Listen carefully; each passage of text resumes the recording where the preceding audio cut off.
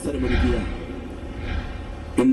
ഇന്ത്യക്ക് പുറത്തും ദൈവങ്ങളിൽ ശക്തിയോടെ ആത്മീയ വിടുതലിന് വേണ്ടി അധ്വാനം ചെയ്യുന്ന അനുഗ്രഹീതമായ ഗോസ്പൽ ആക്ഷൻ ഫെലോഷിപ്പിന്റെ പ്രവർത്തനങ്ങളെ ഓർത്തും അവരുടെ നേതൃനിരയിൽ നിന്ന് അധ്വാനിക്കുന്ന അനുഗ്രഹീതരായ കർത്തൃദാസന്മാരെ ഓർത്തും ദൈവത്തെ സ്തുതിക്കുകയും വിശിഷ്യ കൃതജ്ഞത പ്രകാശിപ്പിക്കുകയും ചെയ്യുന്നു. ഈ പ്രസ്ഥാനത്തിന് വിവിധ മുഖങ്ങളിൽ നേതൃത്വം നൽകുന്ന അനുഗ്രഹീതരായ ഞാൻ മനസ്സുകൊണ്ട് ആദരിക്കുന്ന ശ്രേഷ്ഠന്മാരായ കർത്തൃദാസന്മാർ, ഈ മിഷണറി പ്രസ്ഥാനത്തിന്റെ വിവിധ വയലുകളിൽ ജീവൻ പണയം വെച്ച് കർത്താവിന് വേണ്ടി അധ്വാനിക്കുന്ന അനുഗ്രഹീതരായ മിഷണറിമാർ, ഈ രാത്രി വചനം പ്രാർത്ഥനയോടെ ശ്രദ്ധിക്കുവാൻ കടന്നു വന്നിരിക്കുന്ന ഈ ദേശനിവാസികളായ നല്ലവരായ പ്രിയപ്പെട്ടവർ, ഏവർക്കും പുനരാഗമിപ്പാൻ തുടങ്ങുന്ന കർത്താവായ യേശു ക്രിസ്തുവിന്റെ നാമത്തിൽ എന്റെ സ്നേഹവന്ദനങ്ങൾ. ഇന്ന് രാത്രി നമ്മുടെ കർത്താവ് നമ്മുടെ നടുവിൽ ആഗതനായിട്ടുണ്ട്. വിശ്വസിക്കുന്ന ദൈവമക്കളുടെ കണ്ണുകൾ ഉയർത്തി നോക്കിയാൽ തേജസ് വാരി ചുറ്റിക്കൊണ്ട് അവൻ ഇന്ന് രാത്രി നമ്മുടെ നടുവിൽ കൂടെ നെടുകയും കുറുകയും ഇല്ലാവുന്ന കാഴ്ച നമുക്ക് കാണുവാൻ കഴിയും. അവന്റെ തിരുസാന്നിധ്യം ആത്മാവിൽ അനുഭവിച്ചറിയുന്ന ദൈവമക്കൾ അവന്റെ സാന്നിധ്യം അറിയുമ്പോഴൊക്കെ അവന് കൊടുക്കുന്ന നന്ദി പ്രകടനമാണ് ആരാധന. അകം തിളയ്ക്കുന്ന ഒരു ദൈവപൈതലിന് ദൈവസന്നിധിയിൽ വാപൂട്ടിയിരിക്കാൻ കഴിയുകയില്ല. അവർ പ്രാപിച്ച ദൈവകൃപയോടെ ഇന്ന് രാത്രി കർത്താവിന് ആരാധന അർപ്പിക്കുന്ന രാത്രിയായിരിക്കട്ടെ. നമ്മുടെ കർത്താവ് എവിടെ വെളിപ്പെട്ടാലും അവൻ കിഴക്കല്ല, വടക്കല്ല, പടിഞ്ഞാറല്ല, നടുക്കാണ് വെളിപ്പെടുന്നത്. ഇത്രയും ദൈവമക്കൾ പ്രതീക്ഷയോടെ അവന്റെ കണ്ണുകളിലേക്ക് നോക്കി ഇവിടെ കടന്നു വന്നിട്ടുണ്ടെങ്കിൽ ഇന്ന് രാത്രി അവൻ തന്റെ ജനത്തിന് നടുവിൽ എഴുന്നള്ളി ഇറങ്ങിയിട്ടുണ്ട്. പുരാതനകാല നിത്യത മുതൽ വരും കാല നിത്യത വരെ എവിടെ പഠിച്ചാലും നമ്മുടെ കർത്താവ് നടുവിൽ മാത്രം വെളിപ്പെട്ടിട്ടുള്ളവനാണ്. പുരാതനകാല നിത്യതയിൽ യുഗങ്ങൾക്കപ്പുറത്ത് അൽഫയുടെ യുഗങ്ങളിൽ തൃത്വത്തിൽ പിതാവായ ദൈവത്തിന്റെയും പരിശുദ്ധാത്മാവിന്റെയും മധ്യത്തിലായിരുന്നു പുത്രന്റെ സ്ഥാനം. തൃത്വത്തിൽ ക്രിസ്തുവിന്റെ സ്ഥാനം നടുവിലായിരുന്നു. ഈ ലോകത്തിൽ അവൻ തിരുവവതാരം ചെയ്തപ്പോൾ ശാസ്ത്രിമാരുടെയും പുരോഹിതന്മാരുടെയും മധ്യത്തിൽ തർക്കിച്ചുകൊണ്ടിരിക്കുന്ന യഹൂദബാലനായിട്ടാണ് മാതാപിതാക്കൾ അന്വേഷിച്ചു ചെന്നപ്പോൾ ദേവാലയത്തിൽ അവനെ കണ്ടത്. നമ്മുടെ പാപശാപ കാലുഷ്യങ്ങളും കീടനും അകറ്റുവാൻ കാൽവറിയിൽ പരമയാഗമാകുവാൻ സമയമായപ്പോൾ രണ്ട് കള്ളന്മാരുടെ മധ്യത്തിൽ, ആകാശത്തിനും ഭൂമിക്കും മധ്യത്തിൽ, ഭൂമിയുടെ മധ്യപ്രദേശമായ പലസ്തീനിൽ ചരിത്രത്തെ AD എന്നും BC എന്നും രണ്ടായി വിഭജിച്ചുകൊണ്ട് അതിന് മധ്യത്തിൽ ദൈവത്തിനും മനുഷ്യർക്കും മധ്യത്തിൽ മധ്യസ്ഥനായിട്ടാണ് അവൻ നമുക്കായി ജീവനെ വെടിഞ്ഞത്. വാതിലടച്ചിരുന്നപ്പോൾ വാത്സല്യ ശിഷ്യന്മാരുടെ ഒരു ദിക്കിലല്ല, നടുവിൽ വെളിപ്പെട്ട് നിങ്ങൾക്ക് സമാധാനം എന്നവൻ അരുളി ചെയ്തു. യോഹന്നാൻ വെളിപ്പാടിനവനെ കാണുമ്പോൾ 7 പൊൻനിലവിളക്കുകളുടെ നടുവിൽ നിലയങ്കി ധരിച്ച് മാറത്ത് പൊൻകച്ച കെട്ടിക്കൊണ്ടാണ് അവൻ നിലവിളക്കുകളുടെ നടുവിൽ ഉലാവിക്കൊണ്ടിരുന്നത്. വെളിപ്പാട് പുസ്തകം 4-ാം അധ്യായം നാം ഇങ്ങനെ വായിക്കുന്നു: ഉടനെ ഞാൻ ആത്മവിവശനായി സ്വർഗത്തിൽ ഒരു സിംഹാസനം വെച്ചിരിക്കുന്നതും അതിൽ ഒരുത്തൻ ഇരിക്കുന്നതും കണ്ടു. ഇരിക്കുന്നവൻ കാഴ്ചയ്ക്ക് സൂര്യകാന്തത്തിനും പത്മരാഗത്തിനും സദൃശ്യൻ. സിംഹാസനത്തിന് ചുറ്റിലും കാഴ്ചയ്ക്ക് മരതകത്തിന് തുല്യമായ ഒരു പച്ചവില്ല്. സിംഹാസനത്തിന് മുൻപിൽ പളുങ്കിനൊത്തൊരു കണ്ണാടി കടൽ. സിംഹാസനത്തിന് ചുറ്റിലും സിംഹാസനത്തിന് നടുവിലും 4 ജീവികൾ. അവയ്ക്കകത്തും പുറത്തും കണ്ണു നിറഞ്ഞിരിക്കുന്നു. 1-ാം ജീവി സിംഹത്തിന് സദൃശ്യം, 2-ാം ജീവി കാളയ്ക്ക് സദൃശ്യം, 3-ാം ജീവി മനുഷ്യമുഖമുള്ളത്, 4-ാം ജീവി പറക്കുന്ന കഴുകന് സദൃശ്യം. 4 ജീവികളും ഇരിക്കുന്നവനും ഇരുന്നവനും വരുന്നവനുമായി സർവശക്തിയുള്ള കർത്താവ് പരിശുദ്ധൻ പരിശുദ്ധൻ എന്ന് രാപ്പകൽ ഭേദമന്യേ പറഞ്ഞുകൊണ്ടിരിക്കുമ്പോൾ സിംഹാസനത്തിനും മൂപ്പന്മാർക്കും ജീവികൾക്കും നടുവിൽ ഒരു കുഞ്ഞാട് അറുക്കപ്പെട്ടതുപോലെ നിൽക്കുന്ന കാഴ്ച ഞാൻ കണ്ടു എന്ന് യോഹന്നാൻ എഴുതിയിരിക്കുമ്പോൾ ഇന്ന് രാത്രി നാം ആരാധിക്കുന്ന കർത്താവ് നിത്യതയിലും നടുവിൽ തന്നെയായിരിക്കും. അങ്ങനെയെങ്കിൽ ഇത്രയും ദൈവമക്കൾ പ്രതീക്ഷയോടെ അവന്റെ മുഖത്തേക്ക് നോക്കി ഇവിടെ കൂടി വന്നിട്ടുണ്ടെങ്കിൽ പ്രാർത്ഥിക്കുന്ന ദൈവമക്കളുടെ മധ്യേ അവൻ തേജസ്സോടെ എഴുന്നള്ളി ഇറങ്ങിയിട്ടുണ്ട്. ഈർക്കിലി പാർട്ടിയായാലും നേതാവ് സ്ഥലത്ത് വന്നു കഴിഞ്ഞാൽ അണികൾ കഥരം കൂട്ടിയിരിക്കാൻ കഴിയുകയില്ലെങ്കിൽ ഇന്ന് രാത്രി നമ്മുടെ ലീഡർ, നമ്മുടെ വീണ്ടെടുപ്പുകാരൻ ഈ ഗ്രൗണ്ടിന് നടുവിൽ തേജസ് ഉടുത്തുകൊണ്ട് തന്റെ ജനത്തിന് വിടുതലിനായി എത്തിയിട്ടുണ്ടെങ്കിൽ പ്രാർത്ഥിക്കുന്ന ദൈവമക്കൾക്ക് ഇവിടെ മൗനമായിരിക്കാൻ കഴിയുകയില്ല. അവർ പ്രാപിച്ച ദൈവകൃപയോടെ ശക്തമായി ദൈവത്തെ ആരാധിക്കുന്ന രാത്രിയായിരിക്കട്ടെ. ഇവിടെ ഇന്ന് രാത്രി ഒരു യുദ്ധം നടക്കുന്ന രാത്രിയാണ്. ഇത് മതത്തിനെതിരായിട്ടോ സംഘടനകൾക്കെതിരായിട്ടോ നടക്കുന്ന യുദ്ധമല്ല. യേശുവിന്റെ ചോര കൊണ്ട് വീണ്ടെടുപ്പ് പ്രാപിച്ച ദൈവമക്കൾ സാത്താനോടും അവന്റെ സംഘത്തോടും നടത്തുന്ന പോരാട്ടമാണ് സുവിശേഷ പ്രസംഗം. ഈ യുദ്ധം ഇന്ന് രാത്രി ഇവിടെ ജയിക്കണമെങ്കിൽ ആരാധന ഇന്ന് രാത്രി ഇവിടെ ഉയരണം. ഏലിയാവിന്റെ യാഗപീഠത്തിന്റെ ഭംഗി കൊണ്ടല്ല, അവിടെ കീറിയടുക്കിയ ഇറച്ചിത്തുണ്ടുകളുടെ സൗന്ദര്യ നിമിത്തമല്ല, അവിടെ ഇറങ്ങിയ തീയുടെ മുൻപിലാണ് ബാലിന്റെ ശക്തികൾ മുട്ടുമടക്കിയതെങ്കിൽ ഇന്ന് രാത്രി പ്രസംഗ ചാതുര്യത്തിലല്ല, പ്രാർത്ഥിക്കുന്ന ദൈവമക്കളുടെ ഹൃദയത്തിന്റെ യാഗപീഠത്തിൽ സ്വർഗത്തിന്റെ തീ ഇറങ്ങാൻ ഇന്ന് രാത്രി ഏൽപ്പിച്ചു കൊടുത്താൽ ഇരുട്ടിന്റെ ശക്തികൾ ഇവിടെ മുട്ടുമടക്കുന്ന രാത്രിയായിരിക്കും. ദൈവപ്രവൃത്തിയുടെ വെളിപ്പെടുന്ന രാത്രിയായിരിക്കും. ദൈവത്തിന് സ്തോത്രം. ഈ രാത്രി വളരെ പ്രാർത്ഥനയോടെ, തികഞ്ഞ ദൈവാശ്രയത്തോടെ, ഏകാഗ്ര ഹൃദയത്തോടെ, സന്നിധാന ചിന്തയോടെ നമുക്ക് തിരുമുഖത്തേക്ക് നോക്കാം. ഒരേ ശക്തിയിൽ ഒരു മഴ ഒരു റബ്ബർ തോട്ടത്തിൽ പെയ്താൽ അവിടുത്തെ ചിരട്ടകളിലെ വെള്ളത്തിന്റെ അളവ് ഒരു നിറവായിരിക്കയില്ല. അത് ഈ മഴയുടെ തകരാറല്ല, ചിരട്ടയുടെ ഇരിപ്പിന്റെ തകരാറാ. ചില ചിരട്ട കമിഴ്ന്നിരിക്കും. ഇടിവെട്ടി പെയ്താലും ഒരു തുള്ളി വെള്ളം അതിനകത്ത് കടക്കില്ല. ചിലത് ചരിഞ്ഞിരിക്കും, അതിൽ അത്രയും കൊള്ളും. ചിലത് നെവരെ ഇരിക്കും, അതിൽ തുളുമ്പിക്കൊള്ളും. ഇന്ന് രാത്രി നിങ്ങളുടെ ശരീരം എങ്ങനെ ഇരിക്കുന്നു എന്ന് എനിക്ക് വിഷയമല്ല. നിങ്ങളുടെ ഹൃദയം ദൈവസന്നിധാനത്തെങ്കിൽ ഈ രാത്രി നീവരെ തുറന്നു വെച്ചാൽ സ്വർഗത്തിലെ അനുഗ്രഹങ്ങളുടെ കലവറ തുറന്ന് നിന്നെ നിറയ്ക്കാൻ ആത്മസ്നാപകൻ രാത്രി ഈ ഗ്രൗണ്ടിൽ തന്നെ ജനത്തിനായി എത്തിയിട്ടുണ്ട്. ഞാനും നിങ്ങളും മരണാനന്തരം എവിടേക്ക് നീങ്ങുന്നു? ഞാനും നിങ്ങളും നൂറ്റാണ്ടുകൾ നിൽക്കുന്ന കരിവേലകങ്ങളല്ല, നിമിഷം കൊണ്ട് വാടി വീഴുന്ന പുൽത്തണ്ടിലെ പുഷ്പക്കൊടികൾ മാത്രമാണ്. നാം ഒരു ജൈവരാസരൂപമല്ല, നാം ഒരു ഇരുകാലി മൃഗമല്ല, നാം പ്രകൃതിയിലെ കേവലം ചിന്തിക്കുന്ന ജന്തുവല്ല, നാം 6 അടി മണ്ണിൽ നീറിയൊടുങ്ങുന്ന ഒരു രാഷ്ട്രീയ ജന്തുവല്ല, വാളുകൊണ്ട് മുറിക്കുവാൻ കഴിയാത്ത, ജലത്താൽ ആർദ്രമാക്കുവാൻ കഴിയാത്ത, തീയാൽ ദഹിപ്പിക്കുവാൻ കഴിയാത്ത അവിനാശിയായ ആത്മാവിന്റെ കുടിയിരിപ്പ് സങ്കേതങ്ങളാണ് ഇന്ന് രാത്രി എന്നെ കേൾക്കുന്ന ഓരോ വ്യക്തികളും. ചത്താൽ പിന്നെ തല തെക്കോ വടക്കോ, എങ്ങോട്ടിരുന്നാൽ എന്താ ഉപദേശി എന്ന് ചോദിക്കുന്ന ആളുകളുണ്ട്. മേരി ജോൺ തോട്ടം ഇങ്ങനെ കുത്തിക്കുറിച്ചില്ലേ? സമർത്ഥനായ സീസറും പ്രസിദ്ധനായ ഹോമറും സമത്വമറ്റ സോളമൻ തുടങ്ങിയുള്ള വിജ്ഞരും അമർന്നു പോയി കാലചക്ര തിരുവിൽ. ഒരിക്കൽ ഈ ജഗത്തെയും ജഡത്തെയും തിരിഞ്ഞു നാം തിരിക്കണം, വിസമ്മതങ്ങൾ ഒന്നുമേ ഫലപ്പെടാ. തിരിച്ചു പിന്നെ വന്നിടാത്ത യാത്രയാണിതാകയാൽ കരത്തിലുള്ളതൊക്കെ നാം അതിർത്തിയിൽ ത്യജിക്കണം എന്ന് സാധു കൊച്ചുകുഞ്ഞു ഉപദേശി ഇങ്ങനെ കുത്തിക്കുറിച്ചു. വണ്ണം പെരുത്താലും മണ്ണിൻ ഇരയാകും, കണ്ണിന്റെ ഭംഗിയും മായാ മായ. കൊട്ടാരമായാലും വിട്ടേ മതിയാകൂ, കോട്ടയ്ക്കകത്തേക്കും മൃത്യു ചെല്ലും.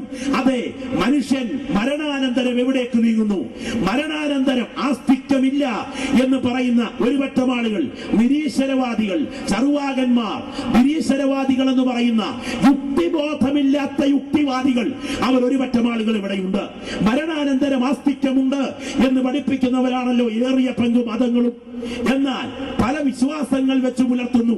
മരണാനന്തരം ഒരു വട്ടം ആളുകൾ മരിച്ചു കഴിഞ്ഞാൽ പിന്നെ പട്ടിയായും പൂച്ചയായും എരുമയായും എലിയായും പുലിയായും ഒക്കെ തങ്ങൾ ചെയ്ത സൽകൃത്യ ദുഷ്കൃത്യങ്ങൾക്കനുസരിച്ച് മനുഷ്യൻ പുനർജന്മം പ്രാപിക്കുന്നു എന്നൊരു കൂട്ടർ പഠിപ്പിക്കുന്നു.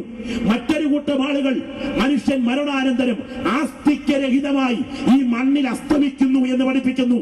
എന്നാൽ ഇന്ന് രാത്രി മരണാനന്തരം പുനർജന്മം എന്ന് പഠിപ്പിക്കലല്ല, മരണാനന്തരം ആസ്തിക്യമില്ല എന്ന് പഠിപ്പിക്കലല്ല, മരണാനന്തരം പുനരുത്ഥാനം എന്ന് പഠിപ്പിക്കലാണ് ഞങ്ങൾ വചനത്താൽ ഉയർത്തിക്കാട്ടുന്നത്. മരണാനന്തരം ജീവികൾക്കും മരിച്ചവർക്കും ന്യായവിസ്താരം നടത്താൻ ദൈവത്താൽ നിയമിക്കപ്പെട്ട ഒരു ജഡ്ജിയെ ഞാൻ നിങ്ങളും അഭിമുഖീകരിക്കേണ്ടി വരും. ദുഷ്ടനായാലും ശിഷ്ടനായാലും, പണ്ഡിതനായാലും പാമരനായാലും, ജ്ഞാനിയായാലും അജ്ഞാനിയായാലും, കുചേലനായാലും കുബേരനായാലും, ബൈബിൾ വിശദീകരണ പ്രകാരം അതെ മനുഷ്യൻ ഒരു വ്യക്തമായ കോടതിയെ അഭിമുഖീകരിക്കേണ്ടി വരും. എന്റെ വാത്സല്യ സഹോദരങ്ങളെ, ഈ രാത്രി വളരെ പ്രാർത്ഥനയോടെ, തികഞ്ഞ ദൈവാശ്രയത്തോടെ നിങ്ങളുടെ ശ്രദ്ധയെ തിരുവെഴുത്തിലേക്ക്, ദൈവിക കോടതി എന്ന വിഷയത്തിലേക്ക് സഹർഷം സ്വാഗതം ചെയ്യുകയാണ്. നമുക്ക് തിരുവെഴുത്തിലേക്ക് നമ്മുടെ ശ്രദ്ധയെ കേന്ദ്രീകരിക്കാം. ദാനിയേൽ പ്രവചനം 7-ാം അധ്യായം 9-10 വാക്യങ്ങളും, വെളിപ്പാട് പുസ്തകം 20-ാം അധ്യായം അതിന്റെ 11, 12 വാക്യങ്ങളും 2 വാക്യങ്ങൾ ദയവായി വായിച്ച് സഹായിക്കാം. ഞാൻ നോക്കിക്കൊണ്ടിരിക്കെ അവർ ന്യായാസനങ്ങളെ വെച്ചു. വയോധികനായ ഒരുത്തനിരുന്നു. അവന്റെ വസ്ത്രം ഹിമം പോലെ വെളുത്തതും അവന്റെ തലമുടി നിർമ്മലമായ ആട്ടുരോമം പോലെയും അവന്റെ സിംഹാസനം അഗ്നിജ്വാലയും അവന്റെ രഥചക്രങ്ങൾ കത്തുന്ന തീയുമായിരുന്നു. ഒരു അഗ്നിനദി അവന്റെ മുമ്പിൽ നിന്ന് പുറപ്പെട്ടൊഴുകി 1000 പേർ അവനെ ശുശ്രൂഷ ചെയ്തു. 1000 പേർ അവനെ ശുശ്രൂഷ ചെയ്തു. 10,000 പേർ അവന് മുൻപാകെ നിന്നു. ന്യായവിസ്താര സഭയിരുന്നു. പുസ്തകങ്ങൾ തുറന്നു. വെളിപ്പാട് പുസ്തകം 20-ാം അധ്യായം 11, 12 വാക്യങ്ങൾ കൂടെ. ഞാൻ വലിയൊരു വെള്ളസിംഹാസനവും അതിലൊരുത്തൻ ഇരിക്കുന്നതും കണ്ടു. അവന്റെ സന്നിധിയിൽ നിന്ന് ഭൂമിയും ആകാശവും ഓടിപ്പോയി. അവയെ പിന്നെ കണ്ടില്ല. മരിച്ചവർ ആബാലവൃദ്ധം സിംഹാസനത്തിന് മുൻപാകെ നിൽക്കുന്നതും കണ്ടു. പുസ്തകങ്ങൾ തുറന്നു. മതിയല്ലോ. വളരെ പ്രാർത്ഥനയോടെ, തികഞ്ഞ ദൈവാശ്രയത്തോടെ ഇന്ന് രാത്രി നമുക്ക് ദൈവസന്നിധാനത്തിലായിരിക്കാം. ഈ രാത്രി പ്രത്യാശയുള്ള ദൈവമക്കൾ കരമുയർത്തി കർത്താവിന് സ്തോത്രം ചെയ്യട്ടെ. മരിച്ചു മൺമറഞ്ഞ ഒരുത്തന്റെ ശവകുടീരത്തിന് മുൻപിലല്ല വീണ്ടെടുപ്പ് പ്രാപിച്ച ദൈവമക്കൾ ഈ രാത്രി ഇരിക്കുന്നത്.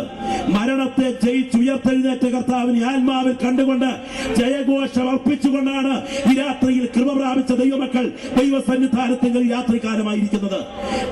BC 606 മുതൽ ലോക ചരിത്രത്തിന്റെ രാഷ്ട്രീയ നാടകവേദിയിൽ ഉദിച്ചുയർന്ന് അസ്തമിച്ചു പോകേണ്ട ലോക സാമ്രാജ്യങ്ങളുടെ ഉദയാസ്തമനങ്ങളെ വെള്ളിത്തിരയിൽ ചിത്രങ്ങൾ എന്നതുപോലെ, നാടകവേദിയിൽ നടനരംഗങ്ങൾ എന്നതുപോലെ ആത്മാവിൽ കണ്ടെഴുതിയ ദാനിയേൽ പ്രവാചകൻ രചിച്ച 12 അധ്യായങ്ങളുള്ള എത്ര കുഴിച്ചാലും പ്രവചനത്തിന്റെ ഖനിതീരാത്ത അതിവിശിഷ്ട പ്രവചന ഖനിഗർഭമായ ദാനിയേൽ പ്രവചനം 7-ാം അധ്യായത്തിൽ നിന്നുമാണ് ഇന്ന് രാത്രിയിൽ പ്രാരംഭമായ ഒരു വേദഭാഗം നിങ്ങൾ വായിച്ചു കേട്ടത്. BC 555-ാം ആണ്ട് ബെൽസസർ രാജാവിന്റെ കൊട്ടാരത്തിലെ കോട്ടകൊത്തളങ്ങളിൽ അവൻ അധികാരത്തോടെ ഭരണം നടത്തുമ്പോൾ ദൈവത്തിന്റെ ദാസൻ ദാനിയേൽ പ്രവാചകൻ അതേ മഹാസമുദ്രത്തിനകത്തു നിന്ന് ഇരമ്പി മറിയുന്ന ആ സമുദ്രത്തിന്റെ കലക്കലുകൾക്കകത്തു നിന്ന് ദംഷ്ട്രശേഷിയോടെ പുമുച്ചുക്കളായി കയറി വരുന്ന 4 വന്യമൃഗങ്ങളെ കാണുകയാണ്. ഒന്നാമത്തെ മൃഗം സിംഹത്തിന് സദൃശ്യം, രണ്ടാമത്തെ മൃഗം കരടിക്ക് സദൃശ്യം, മൂന്നാമത്തെ മൃഗം പുള്ളിപ്പുലിക്ക് സദൃശ്യം, 4-ാമത്തെ മൃഗം ഘോരവും ഭയങ്കരവുമായത്. അങ്ങനെ മണ്ണിലുദിച്ച് മണ്ണിൽ അസ്തമിക്കുവാൻ തുടങ്ങുന്ന ലോകരാഷ്ട്രങ്ങളുടെ ഉദയാസ്തമനങ്ങളെ അവൻ നോക്കിക്കൊണ്ടിരിക്കെ അവന്റെ കണ്ണുകൾ ആകാശത്തിലേക്ക് ഉയർന്നു, സ്വർഗമണ്ഡലങ്ങളിലേക്ക് ഉയർന്നു. അവൻ എഴുതുകയാണ്, ഞാൻ നോക്കിക്കൊണ്ടിരിക്കെ അവർ ന്യായാസനങ്ങളെ വെച്ചു. വയോധികനായ ഒരുത്തനിരുന്നു. അവന്റെ വസ്ത്രം ഹിമം പോലെ വെളുത്തതും അവന്റെ തലമുടി നിർമ്മലമായ ആട്ടുരോമം പോലെയും ആയിരുന്നു. ഒരഗ്നി നദി അവന്റെ മുൻപിൽ നിന്ന് പുറപ്പെട്ടൊഴുകി. 1000 പേർ അവന് ശുശ്രൂഷ ചെയ്തു. 10,000 പേർ അവന് മുൻപാകെ നിന്നു. ന്യായവിസ്താര സഭ ഇരുന്നു. പുസ്തകങ്ങൾ തുറന്നു. ഇവിടെ കോടതി ഉണ്ടെങ്കിൽ ഉയരത്തിൽ കോടതിയുണ്ട്. ഇവിടെ ഫുൾ ബെഞ്ച് ഉണ്ടെങ്കിൽ ഉയരത്തിൽ ഫുൾ ബെഞ്ച് ഉണ്ട്. ഇവിടെ വിധി വിസ്താരമുണ്ടെങ്കിൽ ഉയരത്തിൽ വിധി വിസ്താരമുണ്ട്. ഇവിടെ ജഡ്ജി ഉണ്ടെങ്കിൽ ഉയരത്തിൽ ജഡ്ജിയുണ്ട്. ഇവിടെ നിയമഗ്രന്ഥങ്ങൾ ഉണ്ടെങ്കിൽ ഉയരത്തിൽ നിയമഗ്രന്ഥങ്ങളുണ്ട്. ഇവിടെ പ്രതിക്കൂടുണ്ടെങ്കിൽ ഉയരത്തിൽ പ്രതിക്കൂടുണ്ട്. ഇവിടെ സാക്ഷിക്കൂടുണ്ടെങ്കിൽ ഉയരത്തിൽ സാക്ഷിക്കൂടുണ്ട്. ഇവിടെ തൊണ്ടി സാധനങ്ങൾ ഉണ്ടെങ്കിൽ ഉയരത്തിൽ തൊണ്ടി സാധനങ്ങളുണ്ട്. ഇവിടെ വിസ്താരമുണ്ടെങ്കിൽ ഉയരത്തിൽ വിസ്താരമുണ്ട്. ഇവിടെ വക്കീലുണ്ടെങ്കിൽ ഉയരത്തിൽ വക്കീലില്ല. നിയമത്തിന്റെ കള്ളം ചേർത്ത് വെള്ളം ചേർത്ത് തട്ടിപ്പും വെട്ടിപ്പും വളപ്പും വഞ്ചനയും വക്രതയും പൂഴ്ത്തിവയ്പും നടത്തിയാലും ഏത് കക്ഷിക്ക് വേണ്ടിയും വീറോടെ വാദിക്കാൻ, കാശ് വാങ്ങി വാദിക്കാൻ ഇവിടെ വക്കീലന്മാരുള്ളപ്പോൾ സ്വർഗത്തിന്റെ ജുഡീഷ്യറിക്ക് മുൻപിൽ, ദൈവത്തിന്റെ നീതിന്യായ കോടതിക്ക് മുൻപിൽ സുഹൃത്തേ, നീയും ഞാനും നിൽക്കേണ്ടി വരുമ്പോൾ നിനക്ക് വേണ്ടി വാദിക്കാൻ അവിടെ ഒരു വക്കീൽ ഉണ്ടായിരിക്കയില്ല. അന്തർഗതങ്ങളിൽ അടിഞ്ഞു കിടക്കുന്ന പരമരഹസ്യങ്ങളെ ഇടതടവില്ലാതെ വായിക്കാൻ കഴിവുള്ള അഗ്നിജ്വാലയ്ക്കൊത്ത കണ്ണുള്ള ജഡ്ജിക്ക് മുൻപിൽ പ്രതി നേരിട്ട് കണക്ക് ബോധിപ്പിക്കുന്ന ഒരൊറ്റ കോടതിയേ ഉള്ളൂ. അതിന്ന് രാത്രി ഞാൻ പ്രസംഗിക്കുന്ന നീതിയോടെ വിധിക്കുന്ന കോടതിയാണ്. ഈ രാത്രി ദൈവം സജീവവും പരിശുദ്ധവുമായ ഉയരത്തിലുണ്ട്. ഈ ജീവനാഴി അവിരാമ മലയടിച്ചുയരുന്ന തിരമാലകൾ തെറിപ്പിക്കുന്ന ജനഗണങ്ങൾ തുഷാരവർഷ സമാനം തളിച്ചു നിൽക്കുന്ന പത്മോസ് ഒരുക്കിയ പശ്ചാത്തലത്തിൽ ഇത്തരം നാടുകടത്തപ്പെട്ട നിരവധി ആളുകളുടെ അസ്ഥിപഞ്ജരങ്ങളും കപാലങ്ങളും തലയോടുകളും ശിഥിലങ്ങളും അനാവൃതങ്ങളുമായി തല്ലിളിച്ച് ചിതറിക്കിടക്കുന്ന ഭയജനകമായ ഏകാന്തമായ പത്മോസ് ദ്വീപിൽ പീഡിത സഭകളെ കുറിച്ചുള്ള ഭാരം പേറി തളർന്നവശനായി മുഴങ്കാൽ മടക്കിയ കർത്തൃദാസൻ യോഹന്നാന്റെ കൺമുൻപിൽ സ്വർഗം തുറക്കപ്പെട്ടു. ലോകം അടച്ചാൽ തുറക്കാൻ കഴിവുള്ള, ഇവിടെ എതിർത്താൽ എതിരേൽക്കാൻ കഴിവുള്ള, ഇവിടെ ഒറ്റപ്പെടുത്തിയാൽ ഏറ്റെടുക്കാൻ കഴിവുള്ള, ഇവിടെ കഥകളച്ച് പുറത്താക്കിയാൽ സ്വർഗം തുറന്ന് അകത്താക്കാൻ കഴിവുള്ളവൻ ജീവൻ പ്രാപിച്ച ദൈവവൈതലേ, നിന്റെ തലയ്ക്കുമിതയുണ്ട്.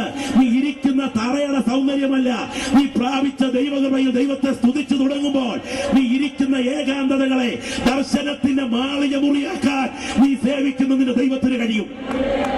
ദൈവത്തിന്റെ ദാസൻ ആത്മവിവശതയിൽ രംഗങ്ങൾ കണ്ടുകൊണ്ടിരിക്കുകയാണ്. ഒന്നാമധ്യായം ദൈവപുത്രന്റെ ആളത്വത്തിന്റെ വെളിപ്പാട്, രണ്ടാമധ്യായം മൂന്നാമധ്യായം എഫേസുസ്, സ്മുർന്ന, പെർഗമോസ്, തുയത്തൈര, സർദീസ്, ഫിലദൽഫിയ, ലവോദിക്യ, ഈ 7 സഭകളുടെ വെളിപ്പാട്. നാലാമധ്യായം സ്വർഗീയ സദസ്സിന്റെ വെളിപ്പാട്. അഞ്ചാമധ്യായം ഒരു മുദ്രിത ഗ്രന്ഥത്തിന്റെ വെളിപ്പാട്. ആറാമധ്യായം ഒരു മുദ്രാഭേദന സംഭവങ്ങളുടെ വെളിപ്പാട്. ഏഴാമധ്യായം അതോടുകൂടെ അതേ മുദ്രിത ഗണത്തെ മാറ്റി നിൽക്കുന്ന വെളിപ്പാട്. എട്ടാമധ്യായം ക്രോധ കാഹളങ്ങൾ ഊതുവാൻ കയ്യിൽ കാഹളങ്ങളുമായി കാത്തു നിൽക്കുന്ന ദൂതന്മാരുടെ വെളിപ്പാട്. അതെ, ഒൻപതാമധ്യായം അധോലോക ജീവികളുടെ രംഗപ്രവേശനത്തിന്റെ വെളിപ്പാട്. പത്താമധ്യായം അതെ മഹാദൂതൻ മേഘമുടുത്ത് ആകാശവില്ല് തലയിൽ ധരിച്ച് തീത്തൂണ് പോലെയുള്ള പാദങ്ങളോടെ പ്രപഞ്ച ശക്തികളെ നിയന്ത്രിക്കുന്ന ഒരു മഹാദൂതന്റെ വെളിപ്പാട്. 11-ാമധ്യായം പലസ്തീനായിൽ കൊല്ലപ്പെടുന്ന 2 സാക്ഷികളുടെ വെളിപ്പാട്. 12-ാമധ്യായം ഒരു പൈശാചിക മൂർത്തിയുടെ വെളിപ്പാട്. ഇങ്ങനെ വെളിപ്പാടുകൾ കർത്തൃദാസൻ കണ്ടു വരുമ്പോൾ 13-ാമധ്യായം ആന്റി ക്രൈസ്റ്റിന്റെ വെളിപ്പാട്. 14-ാമധ്യായം സിയോൻ മലയിൽ കുഞ്ഞാടിനോടുകൂടെ രക്ഷിത ഗണത്തിന്റെ വെളിപ്പാട്. 15-ൽ ക്രോധകലശങ്ങൾ ഈ മണ്ണിൽ ചൊരിയുന്നതിന്റെ വെളിപ്പാട്. 16-ൽ അതെ അതിഭയങ്കരമായ ന്യായവിധി ഈ മണ്ണിൽ സംഭവിക്കുന്നതിന്റെ വെളിപ്പാട്. 17-ൽ മർമ്മം മഹതിയാം ബാബിലോൺ വേശ്യമാരുടെയും മ്ലേച്ഛതകളുടെയും മാതാവിന്റെ വെളിപ്പാട്. 18-ൽ ഇറാഖ് എന്ന വാണിജ്യ ബാബിലോണിന്റെ തകർച്ചയുടെ വെളിപ്പാട്. 19-ൽ കുഞ്ഞാടിന്റെ കല്യാണത്തിന്റെ വെളിപ്പാട്. ഇങ്ങനെ വെളിപ്പാടുകൾ ആത്മാവിൽ കാണുമ്പോൾ 20-ാമധ്യായത്തിൽ അന്ത്യന്യായവിധിയുടെ വെളിപ്പാട്. 21-ാമധ്യായത്തിൽ പുത്തനാം യെരൂശലേമിന്റെ വെളിപ്പാട്. 22-ാമധ്യായത്തിൽ ഭാവികാല നിത്യതയുടെ വെളിപ്പാട് അവൻ കാണുകയാണ്. അതിൽ 20-ാമധ്യായത്തിലേക്ക് വരുമ്പോൾ ദൈവത്തിന്റെ ദാസൻ ഇങ്ങനെ കാണുന്നു. ദൈവത്തിന് സ്തോത്രം. ഞാൻ വലിയൊരു വെള്ള സിംഹാസനവും അതിൽ ഒരുത്തൻ ഇരിക്കുന്നതും കണ്ടു. അവന്റെ സന്നദ്ധിയിൽ നിന്ന് ആകാശവും ഭൂമിയും ഓടിപ്പോയി, അവയെ പിന്നെ കണ്ടില്ല. മരിച്ചവർ ആബാലവൃദ്ധം സിംഹാസനത്തിനു മുൻപിൽ നിൽക്കുന്നതും കണ്ടു. പുസ്തകങ്ങൾ തുറന്നു, ജീവന്റെ പുസ്തകമെന്ന മറ്റൊരു പുസ്തകവും തുറന്നു. അങ്ങനെയെങ്കിൽ ഇന്ന് രാത്രി ദൈവത്തിന്റെ ഓമന പുത്രൻ യേശുവിന്റെ രക്തം, ആ പുത്രന്റെ രക്തത്താൽ വിടുതൽ പ്രാപിച്ച എത്ര ദൈവമക്കൾ വിശ്വസിക്കുന്നു? നീതിയോടെ ന്യായം വിധിക്കുന്ന ഒരു ദൈവം ഉയരത്തിൽ സിംഹാസനത്തിൽ ഉണ്ടെന്ന്. സിംഹം അധികം ആസനം സമം സിംഹാസനം. ഇതാണ് മലയാള പദച്ഛേദനത്തിൽ സിംഹാസനത്തിന്റെ വിഭജനാർത്ഥം. അതെ, സിംഹത്തിന്റെ മേൽ വയ്ക്കപ്പെട്ടിരിക്കുന്ന ഇരിപ്പിടം ഇതാ വലിയൊരു വെള്ള സിംഹാസനവും അതിൽ ഒരുത്തൻ ഇരിക്കുന്നതും കണ്ടു. ഇവിടെ എത്ര സിംഹാസനങ്ങൾ ഉണ്ടായിട്ടുണ്ട്? ഏകാധിപത്യത്തിൽ അധിഷ്ഠിതമായ നെബൂഖദ്നേസറിന്റെ സിംഹാസനം ഇന്നെവിടെ? ഉരുക്കു പല്ലുകൊണ്ട് ഉലകം ചവച്ചരച്ച റോമൻ ഭരണാധികാരികളുടെ സിംഹാസനങ്ങൾ ഇന്നെവിടെ? മഹാസമുദ്രത്തിന് നേരെ പടവാൾ വീശിക്കൊണ്ട് നീ വൻകരയായിരുന്നെങ്കിൽ ഞാൻ നിന്നെ വെട്ടിപ്പിടിക്കുമായിരുന്നുവെന്ന് വീമ്പിളക്കിയ ഗ്രീസിലെ അലക്സാണ്ടറിന്റെ സിംഹാസനം ഇന്നെവിടെ? 208 വർഷം മാംസം കടിച്ചുകീറി രക്തം കുടിച്ചൂറ്റിയ മേദ്യൻ ശക്തികളുടെ, പാർസ്യൻ ശക്തികളുടെ സിംഹാസനങ്ങൾ ഇന്നെവിടെ? സൂര്യനസ്തമിക്കാത്ത ബ്രിട്ടീഷ് സാമ്രാജ്യമേ, നിന്റെ സിംഹാസനവും ചെങ്കോലും കിരീടവും ഇന്നെവിടെ? 7 പതിറ്റാണ്ടുകൾ കമ്മ്യൂണിസത്തിന്റെ ഇരുമ്പുമായി ഉയർത്തിയ കമ്മ്യൂണിസ്റ്റ് റഷ്യയുടെ ഉരുക്കാധിപത്യത്തിന്റെ കസേരയും ചെങ്കോലും എവിടെ പോയി? ഈ രാത്രി ചിന്തിക്കൂ. ഭാരതത്തിന്റെ പ്രതാപത്തിന്റെ പ്രതീകമായിരുന്നില്ലേ മയൂര സിംഹാസനം? താമ്രമണി, വീതരത്നം, വജ്രം, ഗോമേതകം, നീലക്കല്ല്, മാണിക്യം, മരതകം, വൈഢൂര്യം, പുഷ്പരാഗം എന്നിത്യാദി 29 രത്നങ്ങൾ പതിച്ച് $63 കോടി വില വരുന്ന തനി തങ്കത്തിൽ തീർത്ത കട്ടിലിന്റെ മോഡലിൽ സിംഹാസനം തീർത്ത മയൂര സിംഹാസനം ഇന്നെവിടെ? ഭാരതത്തിൽ ആയിരുന്നു അതൊരിക്കൽ. ഇന്ന് ഇറാനിലെ ജയിലറയ്ക്കകത്ത് ഇലക്ട്രിക് അലാറം പിടിപ്പിച്ചു വെച്ചിട്ടുണ്ട്. ഒടുവിലത്തെ ഷാ ഇരുന്ന് ഭരിച്ചു മരിച്ചതിന് ശേഷം ഇരിക്കാൻ ആളില്ലാതെ അത് കണ്ണാടി കൂട്ടിൽ വെച്ചിരിക്കുകയാണ്. ഇരുന്നവനൊക്കെ എന്തിയെ? ചത്തുപോയി, നാട് നീങ്ങി, 6 അടി മണ്ണിൽ നീറിയൊടുങ്ങി. എന്നാൽ ഈ രാത്രി ജീവൻ പ്രാപിച്ച ദൈവവൈതലേ, ഇരുന്നതിന് ശേഷം ഇതുവരെ നാട് നീങ്ങാതെ ഈ പെരുമ്പാവൂരിൽ യോഗം നടക്കുമ്പോഴും ജഡ്ജിയായി ഉയരത്തിൽ സിംഹാസനത്തിലുള്ള ഒരുവനുണ്ട്. ഈ രാത്രി നാം ആരാധിക്കുന്ന അപ്പച്ചൻ. എത്ര പേർക്ക് സ്തോത്രം പറയാനായിട്ട് കഴിയും? എന്റെ അപ്പൻ ഉയരത്തിൽ സിംഹാസനത്തിൽ ഉണ്ടെങ്കിൽ അവൻ അറിയാതെ ഇവിടെ ഒന്നും സംഭവിക്കുകയില്ലെന്ന് വിശ്വസിക്കുന്ന ദൈവമക്കൾ ഈ രാത്രി കർത്താവിനെ സ്തുതിച്ചാരാധിക്കട്ടെ. എന്റെ അപ്പൻ ഇന്ത്യൻ പ്രധാനമന്ത്രിയാണെങ്കിൽ എന്റെ അതിരൊരുത്തൻ മാറ്റിയാൽ, എനിക്കെതിരെ കയ്യേറ്റം ചെയ്യാൻ ശ്രമിച്ചാൽ, ഗൂഢാലോചനകൾ ഒരുക്കിയാൽ ഞാനിവിടെ പോലീസുകാരന്റെ അടുക്കൽ കൈക്കാശുമായി പോകില്ല. എന്റെ അപ്പൻ ഇന്ത്യൻ പ്രധാനമന്ത്രിയാണെങ്കിൽ എന്റെ അപ്പച്ചന്റെ നമ്പർ എടുക്കും, അത് ഡയൽ ചെയ്യും. 24 മണിക്കൂറിനുള്ളിൽ ഡൽഹിയിൽ നിന്ന് എനിക്ക് വേണ്ട സംരക്ഷണത്തിന്റെ ഓർഡർ ലഭിക്കുമെങ്കിൽ ഇന്ന് രാത്രി നാം ആരാധിക്കുന്ന നമ്മുടെ അപ്പച്ചൻ ഇന്ത്യൻ പ്രധാനമന്ത്രിയേക്കാൾ വലിയവനാണെങ്കിൽ അവൻ അറിയാതെ ഇവിടെ ഒന്നും സംഭവിക്കുകയില്ലെന്ന് വിശ്വസിക്കുന്ന ദൈവവൈതലേ, ഈ രാത്രിയിൽ സ്തോത്രം ചെയ്യട്ടെ. നീതിയോടെ വിധിക്കുന്നവൻ ഉയരത്തിൽ ജഡ്ജിയായിട്ടുണ്ട്. വിശുദ്ധ വേദപുസ്തകത്തിന്റെ താളുകൾ പഠിച്ചാൽ ഇത്രയും പ്രാധാന്യമുള്ള ഒരു വിഷയം ഉണ്ടോ എന്ന് ചോദിച്ചാൽ ഇന്ന് രാത്രി ഒറ്റവാക്കിൽ പറയാം, ഇല്ല. അത്രമാത്രം പ്രാധാന്യമുള്ള വിഷയമാണ് ദൈവിക ന്യായവിധി, ദൈവിക ന്യായാധിപൻ, ദൈവിക ന്യായാസനം, ദൈവിക ന്യായവിധികൾ എന്ന വിഷയം.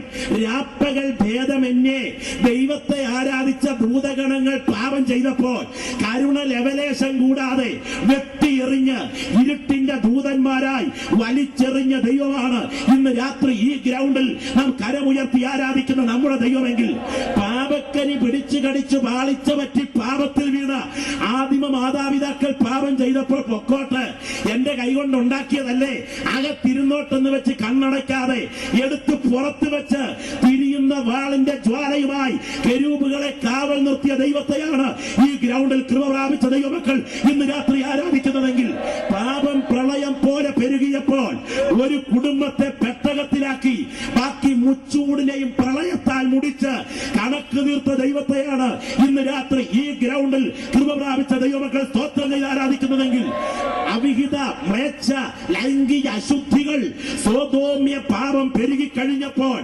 ആകാശത്തു നിന്ന് തീഗന്ധങ്ങൾ വർഷിച്ച് ചരിത്രത്തിന്റെ തീക്കടലാക്കി ഗന്ധക പൊയ്കയാക്കി സ്വദോം ഗോമോറകളെ ന്യായം വിധിച്ച ദൈവമാണ് ഇന്ന് രാത്രി നാം ആരാധിക്കുന്ന ദൈവമെങ്കിൽ, ദൈവത്തിന് സ്തോത്രം. ഇറങ്ങിത്തിരിക്കാൻ കൊതിച്ച ദൈവമക്കളെ തടഞ്ഞ ഫറവോനെ കൂട്ടരെ വെള്ളത്തിൽ മുക്കിക്കൊന്ന് കണക്ക് തീർത്ത ദൈവമാണ് ഈ ഗ്രൗണ്ടിൽ നാം സ്തോത്രം പറയുന്ന ദൈവമെങ്കിൽ, നേതൃത്വത്തിനെതിരെ മരുഭൂമിയിൽ മത്സരിച്ച കോരകിനെയും സംഘത്തെയും ഭൂമിയെ കൊണ്ട് വായി പിളർത്തി വിഴുക്കിക്കാൻ മടിക്കാഞ്ഞ ദൈവത്തെയാണ് ഇന്ന് രാത്രി നാം ആരാധിക്കുന്നതെങ്കിൽ, പണവിഷയത്തിൽ അവിശ്വസ്തത കാണിച്ച അനന്യ സഫീറമാർക്ക് ബാല്യക്കാരെ കൊണ്ട് ശവക്കുഴി വെട്ടിച്ച ദൈവമാണ് ഈ രാത്രി നാം സേവിക്കുന്ന ദൈവമെങ്കിൽ, ഞാൻ സാധാരണ യോഗങ്ങളിൽ പറയാറുണ്ട്, ആ പിഞ്ചു കുഞ്ഞുങ്ങൾ രണ്ടുപേരും അപ്പനും ഒരുമിച്ച് ഗ്രഹാം സ്റ്റെയിൽസും മക്കളും ഒരുമിച്ച് വണ്ടിക്കകത്ത് കിടന്നുറങ്ങുമ്പോൾ എണ്ണ ഒഴിച്ച് തീ കൊടുത്ത്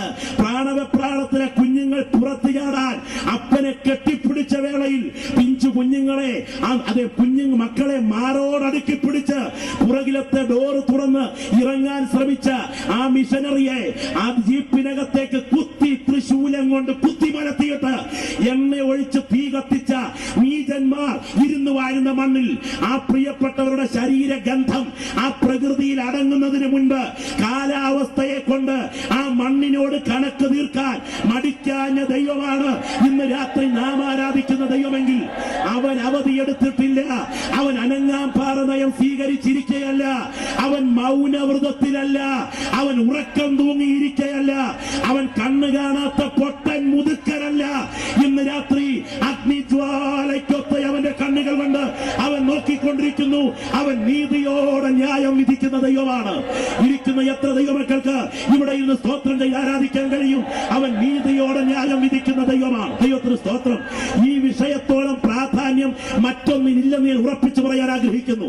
നിങ്ങൾക്കറിയാമോ, 31,173 വാക്യങ്ങളുള്ള ഈ വിശുദ്ധ വേദപുസ്തകത്തിലെ ആദ്യത്തെ പ്രവാചകനായ ആദാം മുതൽ ഏഴാമനായ ഹാനോക്ക് സ്വന്തം കൈകളിൽ കുഞ്ഞിനെ എടുത്ത് അതിന് പേര് കൊടുക്കുമ്പോൾ മെഥൂശലേഹ്, മൃത്യു വരും, ഇവന്റെ മരണത്തോടെ കൂട്ടമരണം വരും എന്ന് പ്രവചിച്ച ആ ദൈവദാസൻ സ്വന്തം കുഞ്ഞിന് പേര് കൊടുത്തത് അങ്ങനെയായിരുന്നു.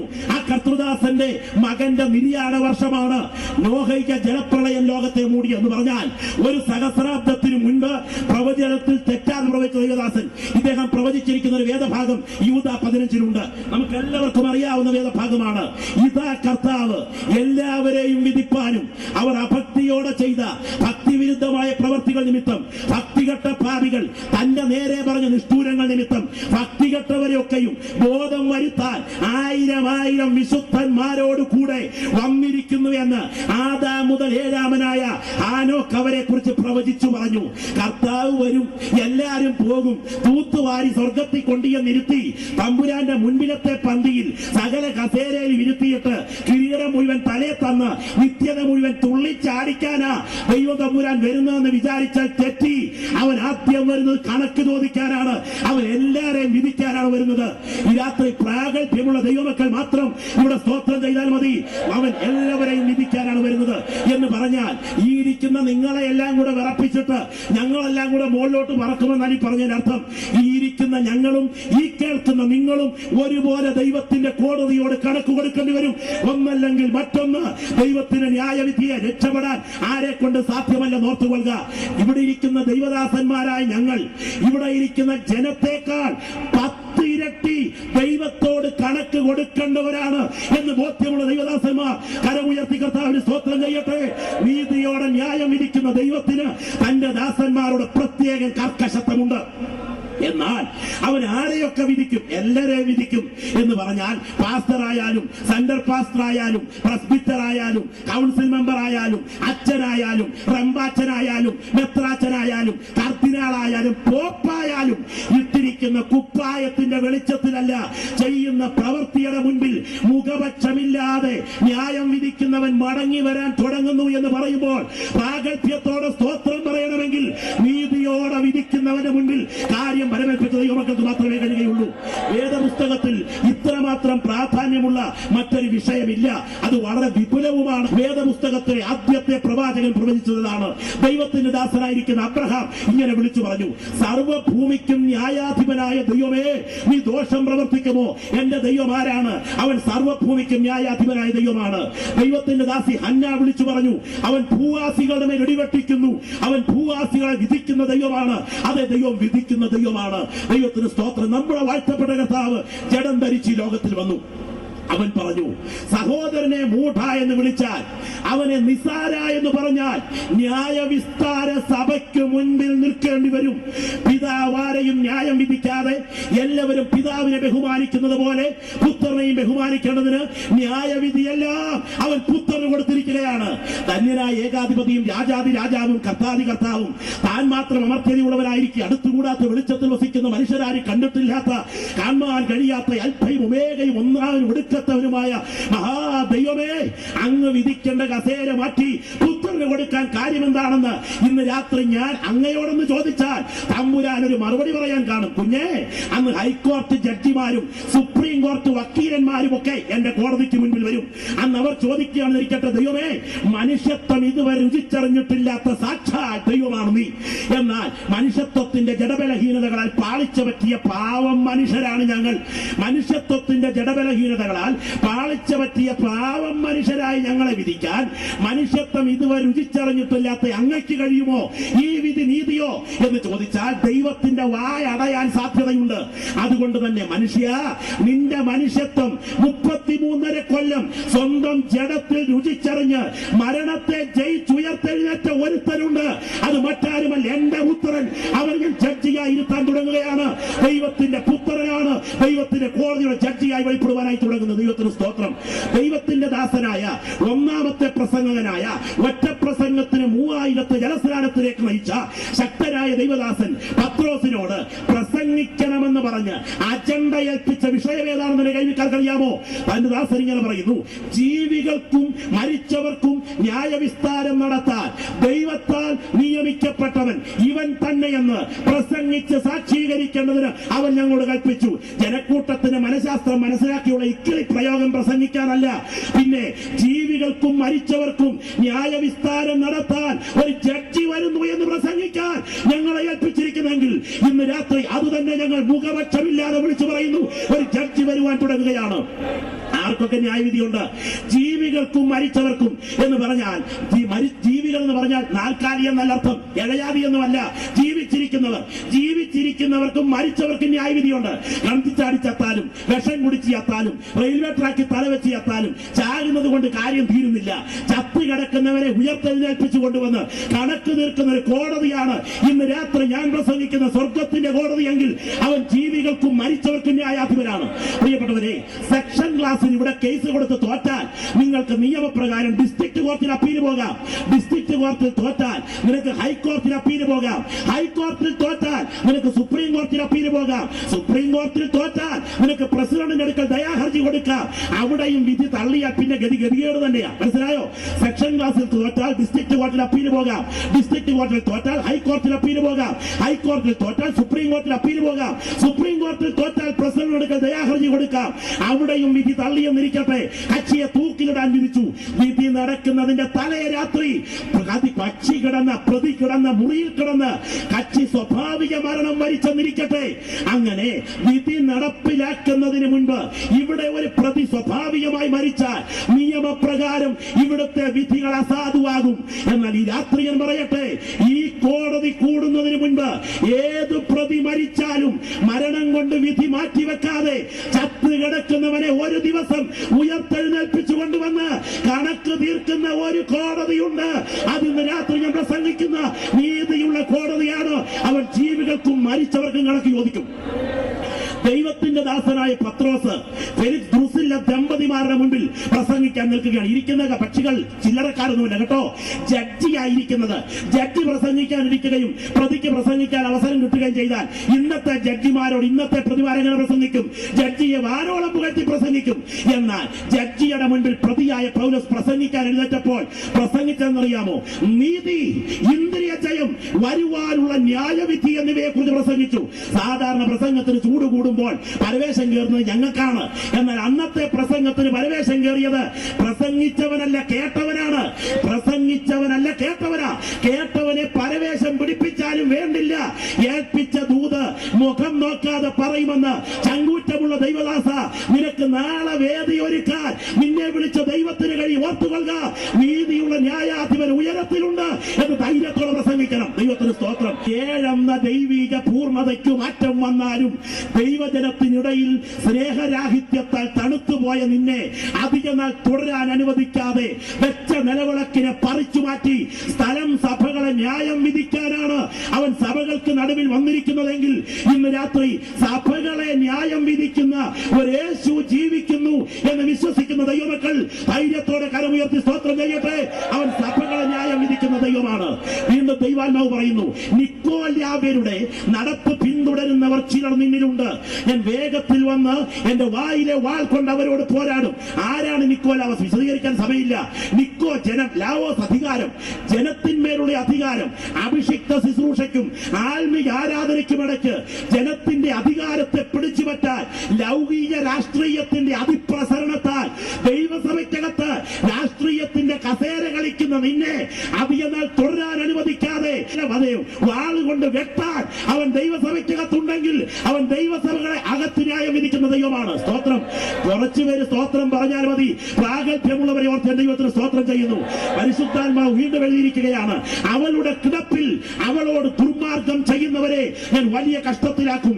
ഞാൻ അവളുടെ മക്കളെ കൊന്നുകളയും, ഉൾപ്പൂവുകളെയും ഹൃദയങ്ങളെയും ആരായുന്നവരെന്ന് സകല സഭകളും അറിയും. എന്തിനവർ ഇതിനകത്ത് വന്നിരിക്കുന്നു?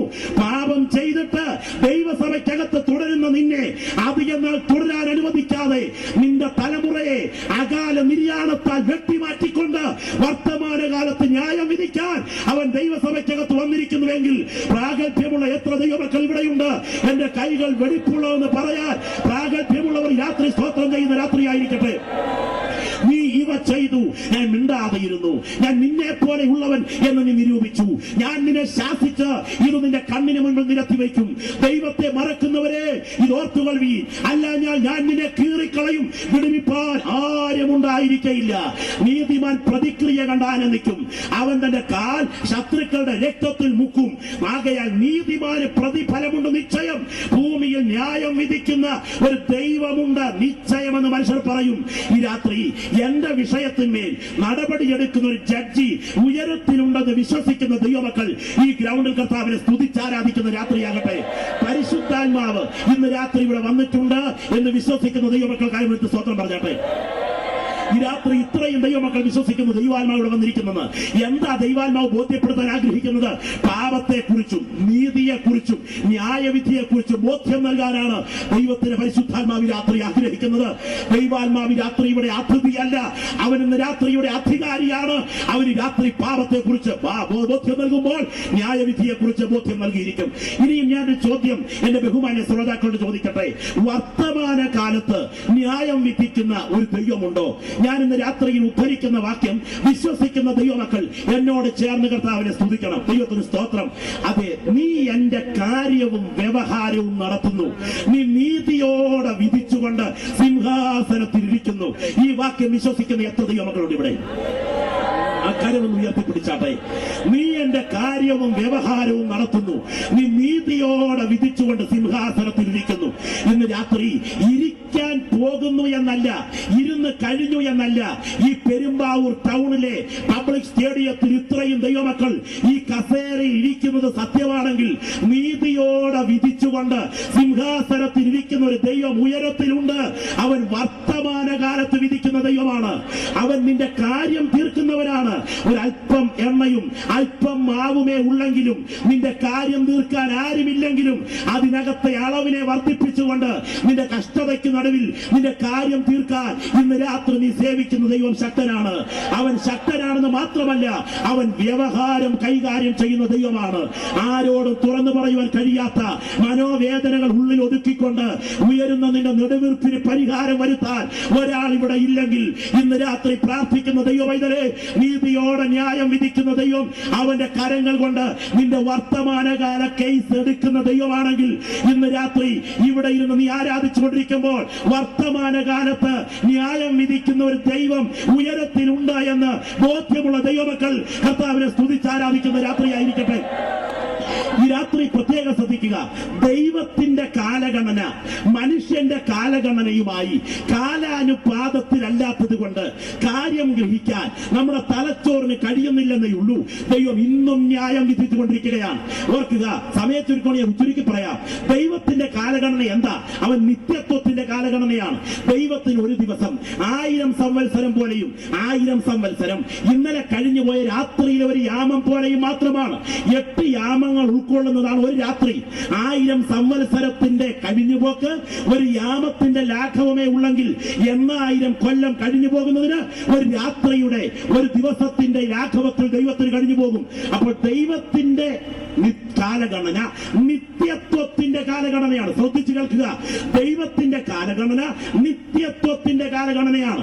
നമുക്കോ ഏറെയായാൽ 70 അല്ലെങ്കിൽ 80 70-80 വർഷത്തെ കാലഗണന കൊണ്ട് കാര്യങ്ങൾ ചിന്തിക്കുന്ന നമുക്ക് ദൈവത്തിന്റെ നിത്യത്വത്തിന്റെ കാലഗണനയെ ഗ്രഹിക്കാൻ ശക്തിയില്ലെങ്കിലും ഒരു കാര്യം ഓർക്കുക, അവൻ കണക്ക് തീർക്കും, അവൻ കണക്ക് തീർക്കും, അവൻ കാലം കൊണ്ട് കണക്ക് തീർക്കും. സ്തോത്രം. പ്രിയപ്പെട്ടവരെ, ഒരിക്കൽ ഒരു ബൈബിൾ സ്കൂളാണ് രംഗം. ആ ബൈബിൾ സ്കൂളിൽ ഒരു വാച്ച് മോഷ്ടിക്കപ്പെട്ടു, നഷ്ടപ്പെട്ട വാച്ച് ആരാണ് കൊണ്ടുപോയതെന്ന് അറിയാതെ അതിൽ സംഘാടകർ, അവിടെയുള്ള ആളുകൾ അന്വേഷിച്ചു. അന്ന് രാത്രി കോളേജിൽ നിന്ന് പുറത്തിറങ്ങി ഒരാൾ ഭക്ഷണം കഴിച്ചു. അയാൾ രാത്രിയിൽ തിരിച്ചു വന്ന് കിടക്കുന്നത് അടുത്ത ബെഡിൽ കിടന്ന വിദ്യാർത്ഥി കണ്ടു. വിദ്യാർത്ഥി അറിവ് കൊടുത്തു, ഇന്ന് രാത്രി ഒരു ചെറുപ്പക്കാരൻ പുറത്തുപോയി അകത്ത് വന്നിട്ടുണ്ട്. ഒടുവിൽ അന്വേഷണം അവനെ കേന്ദ്രീകരിച്ചെത്തി. അവനെ കുറിച്ച് ആളുകൾ പറഞ്ഞു, നീയാണ് കള്ളൻ, നീ വാച്ച് മോഷ്ടിച്ചവനാണ്. എന്തിന് പ്രിയപ്പെട്ടവരെ, സംഘാടക ഉത്തരവാദിത്തപ്പെട്ടവർ, ആ കോളേജ് ചുമതലപ്പെട്ട ബന്ധപ്പെട്ടവർ അവനോട് പറഞ്ഞു, നീയാണ് കള്ളൻ, നീയാണ് കള്ളൻ. ആ ദൈവദാസത്തിന്റെ അനുഭവം ഇങ്ങനെ കുറിക്കുന്നു ഈ സംഭവങ്ങളെ സംബന്ധിച്ച്. ദൈവത്തിന് സ്തോത്രം. എന്തിന്? ആ ഒരാഴ്ച മുഴുവൻ ഈ മനുഷ്യൻ, ഈ ചെറുപ്പക്കാരൻ കരഞ്ഞുകൊണ്ട് നടക്കുകയാണ്. മറ്റുള്ളവർ അവനെ കള്ളൻ എന്ന് പഴിചാരിയിരിക്കുകയാണ്. അന്ന് പഠിപ്പിച്ച സാറ് പിറ്റേ ആഴ്ച ആ സ്ഥാപനത്തിലെത്തുന്നു. സാർ വന്നതോടെ കുട്ടികൾ എഴുന്നേറ്റ് നിന്നു. ഇരുന്ന കുട്ടികൾക്ക് മുൻപിൽ പോക്കറ്റിൽ നിന്നൊരു വാച്ച് എടുത്ത് വെച്ചിട്ട് ഇങ്ങനെ പറഞ്ഞു, ഇത് ആരുടേതാണെന്ന് വെച്ചാൽ എടുത്തുകൊള്ളുക. അപ്പോൾ ഒരാഴ്ച മുഴുവൻ കള്ളൻ കള്ളൻ എന്ന് ആരോപിക്കപ്പെട്ട് കരഞ്ഞുകൊണ്ട് നടന്ന ചെറുപ്പക്കാരൻ എഴുന്നേറ്റ് നിന്ന് വലിയ വായിൽ കരയാൻ തുടങ്ങി. അദ്ദേഹം വിശദീകരിച്ചത് ഇങ്ങനെയാണ്, സാർ പറഞ്ഞത് ഇങ്ങനെയാണ്, കഴിഞ്ഞ ആഴ്ച ക്ലാസ് കഴിഞ്ഞപ്പോൾ നിങ്ങൾ പുറത്തേക്ക് പോയി, ഈ ഡെസ്കിന്റെ പുറത്തൊരു വാച്ചിരിക്കുന്നത് കണ്ടു, ആരുടേതാണെന്ന് മനസ്സിലാക്കാൻ പറ്റിയില്ല. അടുത്ത ക്ലാസ്സിൽ എത്തിക്കാമെന്ന് വെച്ച് ഞാൻ കൊണ്ടുപോയി. പക്ഷെ എനിക്കൊരു ത്വരിതമായ യാത്ര വന്നു, പെട്ടെന്ന് മടങ്ങി വരാൻ പറ്റിയില്ല. ഇന്നാണ് വരാൻ പറ്റിയത്. ആരാണെന്ന് വെച്ചാൽ വാച്ചെടുത്തുകൊള്ളുക, ഓർത്തുകൊള്ളുക. ഈ രാത്രി പറയട്ടെ, പ്രാവ് പോലെ നിഷ്കളങ്ക ജീവിതം നയിക്കുന്നവരെ സമൂഹം താറടിച്ചു കാണിക്കും. എന്നാൽ ഏറ്റവും കുടിലതയോടെ നീങ്ങുന്നവരെ ഇവിടെ ചിലപ്പോൾ ഉയർത്തി കാണിക്കും. എന്നാൽ വിശുദ്ധനാര് അശുദ്ധനാര് എന്ന് തെളിയിക്കുന്ന ഒരു കോടതി വെളിപ്പെടാൻ തുടങ്ങുന്നു. അത് രാത്രി നാം സേവിക്കുന്ന നമ്മുടെ കർത്താവിന്റെ കോടതിയാണ്. അവൻ വർത്തമാനകാലത്ത് ന്യായം വിധിക്കുന്ന ദൈവമാണ്. ഒരു ദിവസം ഞങ്ങളുടെ അടുത്തൊരു മനുഷ്യൻ രാത്രിയിൽ തന്റെ ജോലി കഴിഞ്ഞ് വീട്ടിലേക്ക് മടങ്ങുകയാണ്. പുറകിൽ കയ്യിൽ കരുതിയ കത്തിയുമായി വന്ന മറ്റൊരു ചെറുപ്പക്കാരൻ ഇതാ ആ വളവ് തിരിയുന്ന സമയം ഈ മനുഷ്യനെ ഒറ്റ കുത്തിന് തറയിലേക്കിട്ടു. ആ തറയിൽ വീണ് കിടന്ന് പിടയുന്ന സമയം അടുത്ത് കിടക്കുന്ന ഒരു പിടി പൂഴിമണ്ണ് വാരി കയ്യിൽ പിടിച്ചിരുന്നു. വെള്ളം വെള്ളം വെള്ളം എന്ന് പറഞ്ഞ് അലറി. നാക്കെത്രത്തോളം പുറത്തേക്ക് തള്ളാമോ അത്രത്തോളം പുറത്തേക്ക് തള്ളിക്കൊണ്ട് തള്ളിയ നാക്കിൽ കടിച്ചു പിടിച്ചുകൊണ്ട് ഈ ചെറുപ്പക്കാരൻ അലറുമ്പോൾ ഓർക്കുക, ഈ പൂഴിമണ്ണ് വാരി വായിക്കകത്ത് തിരികെ വെച്ചു കൊടുത്തു. അയാൾ പിടഞ്ഞു പിടഞ്ഞ് ലോകത്തോട് യാത്ര പറഞ്ഞു. അന്ന് സംഭവം അങ്ങനെ കഴിഞ്ഞു. അന്വേഷിച്ച നാട്ടുകാർ ഡെഡ് ബോഡി കണ്ടെത്തി. നിയമത്തിന്റെ കുരുക്കിൽ നിന്ന് പണത്തിന് അമുഷ്ടുകൊണ്ട് ഈ കൊലപാതകൻ രക്ഷപ്പെട്ടു. വർഷം 21 കഴിഞ്ഞു. അന്നൊരിക്കൽ തിരുവനന്തപുരത്ത് പോയിട്ട് ഈ മനുഷ്യൻ അതേ ഭാഗത്തുകൂടെ വന്ന് തന്റെ വീട്ടിലേക്ക് നടന്നു നീങ്ങുന്ന സമയം അത് എതിരെ വന്ന ഒരു അംബാസഡർ കാർ അദ്ദേഹത്തെ ഇടിച്ചു തെറിപ്പിക്കുന്നു. ഇടിയേറ്റ് അദ്ദേഹം ഒന്ന് ഉയർന്നിട്ട് ഒരു വശത്തെ കരിങ്കൽ ഭിത്തിയിൽ തല തല്ലി താഴേക്ക് വീഴുമ്പോൾ ആ കലിങ്ങിൻ കുഴിയിൽ കുപ്പിച്ചില്ലുകൾക്കിടയിൽ തല തകർന്ന് നാക്ക് എത്രത്തോളം പുറത്തേക്ക് തള്ളാമോ അത്രത്തോളം പുറത്തേക്ക് തള്ളിയ നാക്കിൽ കടിച്ചു പിടിച്ചുകൊണ്ട് വെള്ളം വെള്ളമെന്ന് അലറിയപ്പോൾ ഒരിറ്റു വെള്ളം എടുത്തു കൊടുക്കാൻ അവിടെ ആരും ഉണ്ടായിരുന്നില്ല. അന്വേഷിച്ചിറങ്ങിയ നാട്ടുകാർ പിറ്റേ ദിവസം രാവിലെ ഡെഡ് ബോഡി കലിങ്ങിൻ കുഴിയിൽ നിന്ന് ഉയർത്തിയെടുക്കുന്നത് കണ്ടപ്പോൾ പുതിയ തലമുറക്കാർ വാവിട്ട് കരഞ്ഞു. 20 വർഷം മുൻപുള്ള സംഭവം അറിയാവുന്ന പഴമക്കാർ പറഞ്ഞു, ഇതൊരു ന്യായവിധിയാണ്. ഇന്ന് രാത്രി ഇവിടെ ഇരുന്ന് ദൈവത്തെ ആരാധിക്കുന്ന ദൈവമൈതലേ, തെളിവുകൾ എങ്ങനെ നശിപ്പിച്ചാലും ആരും സാക്ഷികളില്ലെങ്കിലും നീ ചെയ്ത പാപം നിന്നെ കണ്ടെത്തുന്ന ഒരു ദിവസമുണ്ട്. രക്ഷപ്പെടാൻ നിനക്ക് സാധ്യമല്ല. നീതിയോടെ ന്യായം വിധിക്കുന്ന ദൈവമുണ്ട്. ഒരിക്കൽ ഒരു പള്ളി സെമിത്തേരിയാണ് രംഗം. ആ സെമിത്തേരിയിൽ പ്രധാന ശവക്കുഴിയുടെ പണി നടക്കുന്നത് കൊണ്ട് അവിടുത്തെ കൊച്ചു കൊച്ചു ശവക്കുഴികളിൽ നിന്ന് അസ്ഥികൂടങ്ങളും തലയോടുകളും കോരിയെടുത്ത് കൊട്ടയിലാക്കി പ്രധാന കുഴിയിലേക്ക് മാറ്റിക്കൊണ്ടിരിക്കുകയാണ്. കൊട്ടയിൽ കോരി വെച്ചിരിക്കുന്ന ഒരു കുഴി അതേ തലയോടിലേക്ക് അസ്ഥികൂടത്തിലേക്ക് ഒരു ചെറുപ്പക്കാരൻ നോക്കി നിൽക്കുമ്പോൾ കാണുന്നത് ആ തലയോടിന്റെ പുറത്ത് ഒരാണി തറച്ചിരിക്കുന്നത് പോലെ ആ തലയോടിന് മുകളിൽ തറച്ചിരുന്ന ആണി ഊരിയെടുത്തപ്പോൾ 2.5 ഇഞ്ച് നീളമുള്ള ഒരു പിത്തളയാണി. എന്തിന്? അന്വേഷണം ചെന്നു നിന്നത് ഒരു സ്ത്രീയുടെ വീട്ടുവാതിക്കൽ. ആദ്യത്തെ ഭർത്താവിനെ കുടില തന്ത്രങ്ങളിലൂടെ വകവരുത്തിക്കൊണ്ട് രണ്ടാമതൊരുത്തരെ സ്വന്തമാക്കാൻ നടത്തിയ നീച തന്ത്രങ്ങളുടെ കുടിലതകൾ അവിടെ ചുരുളഴിയുകയായിരുന്നു.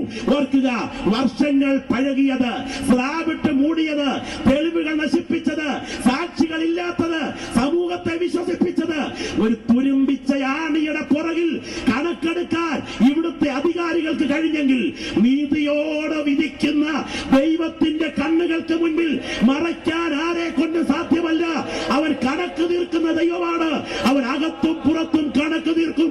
പ്രാഗൽഭ്യമുള്ള ദൈവമക്കൾ ഈ രാത്രി ഇരിക്കുന്ന ഇരിപ്പ് കർത്താവിനെ സ്തുതിച്ചാരാധിക്കട്ടെ. നിരവധി തെളിവുകൾ എനിക്ക് പറയുവാനായിട്ടുണ്ട്. ഓർക്കുക, ഞാൻ ഇതിലേക്ക് കുറച്ച് നാളുകൾക്ക് മുമ്പ് എന്റെ കൂടെ ഒരുവട്ടം ചെറുപ്പക്കാരോടുകൂടെ റാന്നിക്ക് സമീപമുള്ള ഒരു സ്ഥലത്ത് സുവിശേഷ പ്രവർത്തനത്തിനായി കയറി ചെന്നു. ആ വീട്ടിലേക്ക് കയറി ചെല്ലുമ്പോൾ സത്യത്തിൽ എന്റെ നേരെ വരുന്ന മനുഷ്യനെ എനിക്ക് വിശ്വസിക്കാൻ കഴിയുന്നില്ല. അത്ര വികൃത രൂപത്തിലൊരു മനുഷ്യൻ. അയാൾക്ക് 2 കണ്ണില്ല, അയാളുടെ 2 കൈയും അറ്റുപോയിട്ടുണ്ട്, അയാളുടെ നെഞ്ചിൽ പാടുകളുണ്ട്, പൊട്ടിത്തെറിയുടെ പാടുകളാണ്. ഈ മനുഷ്യനോട് സുവിശേഷം പങ്കുവെക്കാൻ ഞാൻ ആഗ്രഹിച്ചു. ഇയാൾ പ്രതികൂലമായി എന്നോട് പ്രതികരിച്ചു. അവിടെ നിന്ന് ഞങ്ങൾ അടുത്ത വീട്ടിൽ കയറി അങ്ങനെ യാത്ര ചെയ്തു. റാന്നിയിൽ നിങ്ങൾ പലർക്കും അറിയാവുന്ന മേനാന്തോട്ടം ആശുപത്രി എന്നറിയപ്പെടുന്ന ഹോസ്പിറ്റലിന് മുൻപിൽ അടുത്ത 7 ദിവസം കഴിഞ്ഞപ്പോൾ ഒരു സ്ട്രക്ചർ ഉരുട്ടി നീങ്ങുകയാണ്. അതിന് മീതെ ഡെഡ് ബോഡി പുതപ്പിച്ചിട്ടിരിക്കുന്നു. ആരുടേതെന്നറിയാൻ അവിടെ നിന്ന് ആരോ ഒരാൾ ചെന്ന് മുഖത്തെ തുണി മാറ്റി നോക്കി. കണ്ടത് മറ്റാരെയുമല്ല, ഒരാഴ്ച മുമ്പ് ഞങ്ങൾ ആരോട് സുവിശേഷം പങ്കുവെച്ചോ ആ മനുഷ്യൻ ആസിഡ് കുടിച്ച് ആത്മഹത്യ ചെയ്ത് കിടക്കുകയാണ്. വായിലൂടെ ആസിഡ് ഒഴുകിയിട്ടുണ്ട്. അവിടെ നിന്ന് അദ്ദേഹത്തിന്റെ സഹോദരങ്ങളിൽ ഒരാളുടെ മകൻ ഇങ്ങനെ പറഞ്ഞു, പാസ്റ്ററെ, ഇതൊരു ന്യായവിധിയാണ്. സംഭവിച്ചെന്തെന്നറിയാമോ? 1968 അനുഗ്രഹീതനായ ഒരു ദൈവദാസൻ ഞാൻ പറഞ്ഞ സ്ഥലത്ത് സുവിശേഷ പ്രവർത്തനത്തിനായി കടന്നു ചെന്നു. അന്തസ്സും ആഭിജാത്യവും അതേ കുലശ്രേഷ്ഠതയുമുള്ള ഒരു ഉന്നത ക്രൈസ്തവ തറവാടിത്തമുള്ള കുടുംബത്തിൽ നിന്ന് ദീനാമ്മ എന്നൊരു പെൺകുട്ടി വിശ്വാസ സ്നാനം സ്വീകരിക്കാൻ ഇറങ്ങി വന്നു.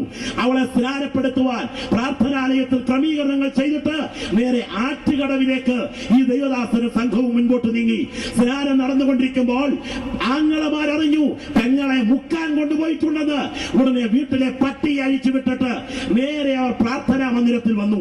ആ വാതിൽ ചവിട്ടിപ്പൊളിച്ച് അകത്ത് കയറിയപ്പോൾ കർത്താവിന്റെ മേശ ഒരുക്കി വെച്ചിരിക്കുന്നു. ആ ബ്രെഡ് എടുത്ത് പട്ടിക്കിട്ട് കൊടുത്തു.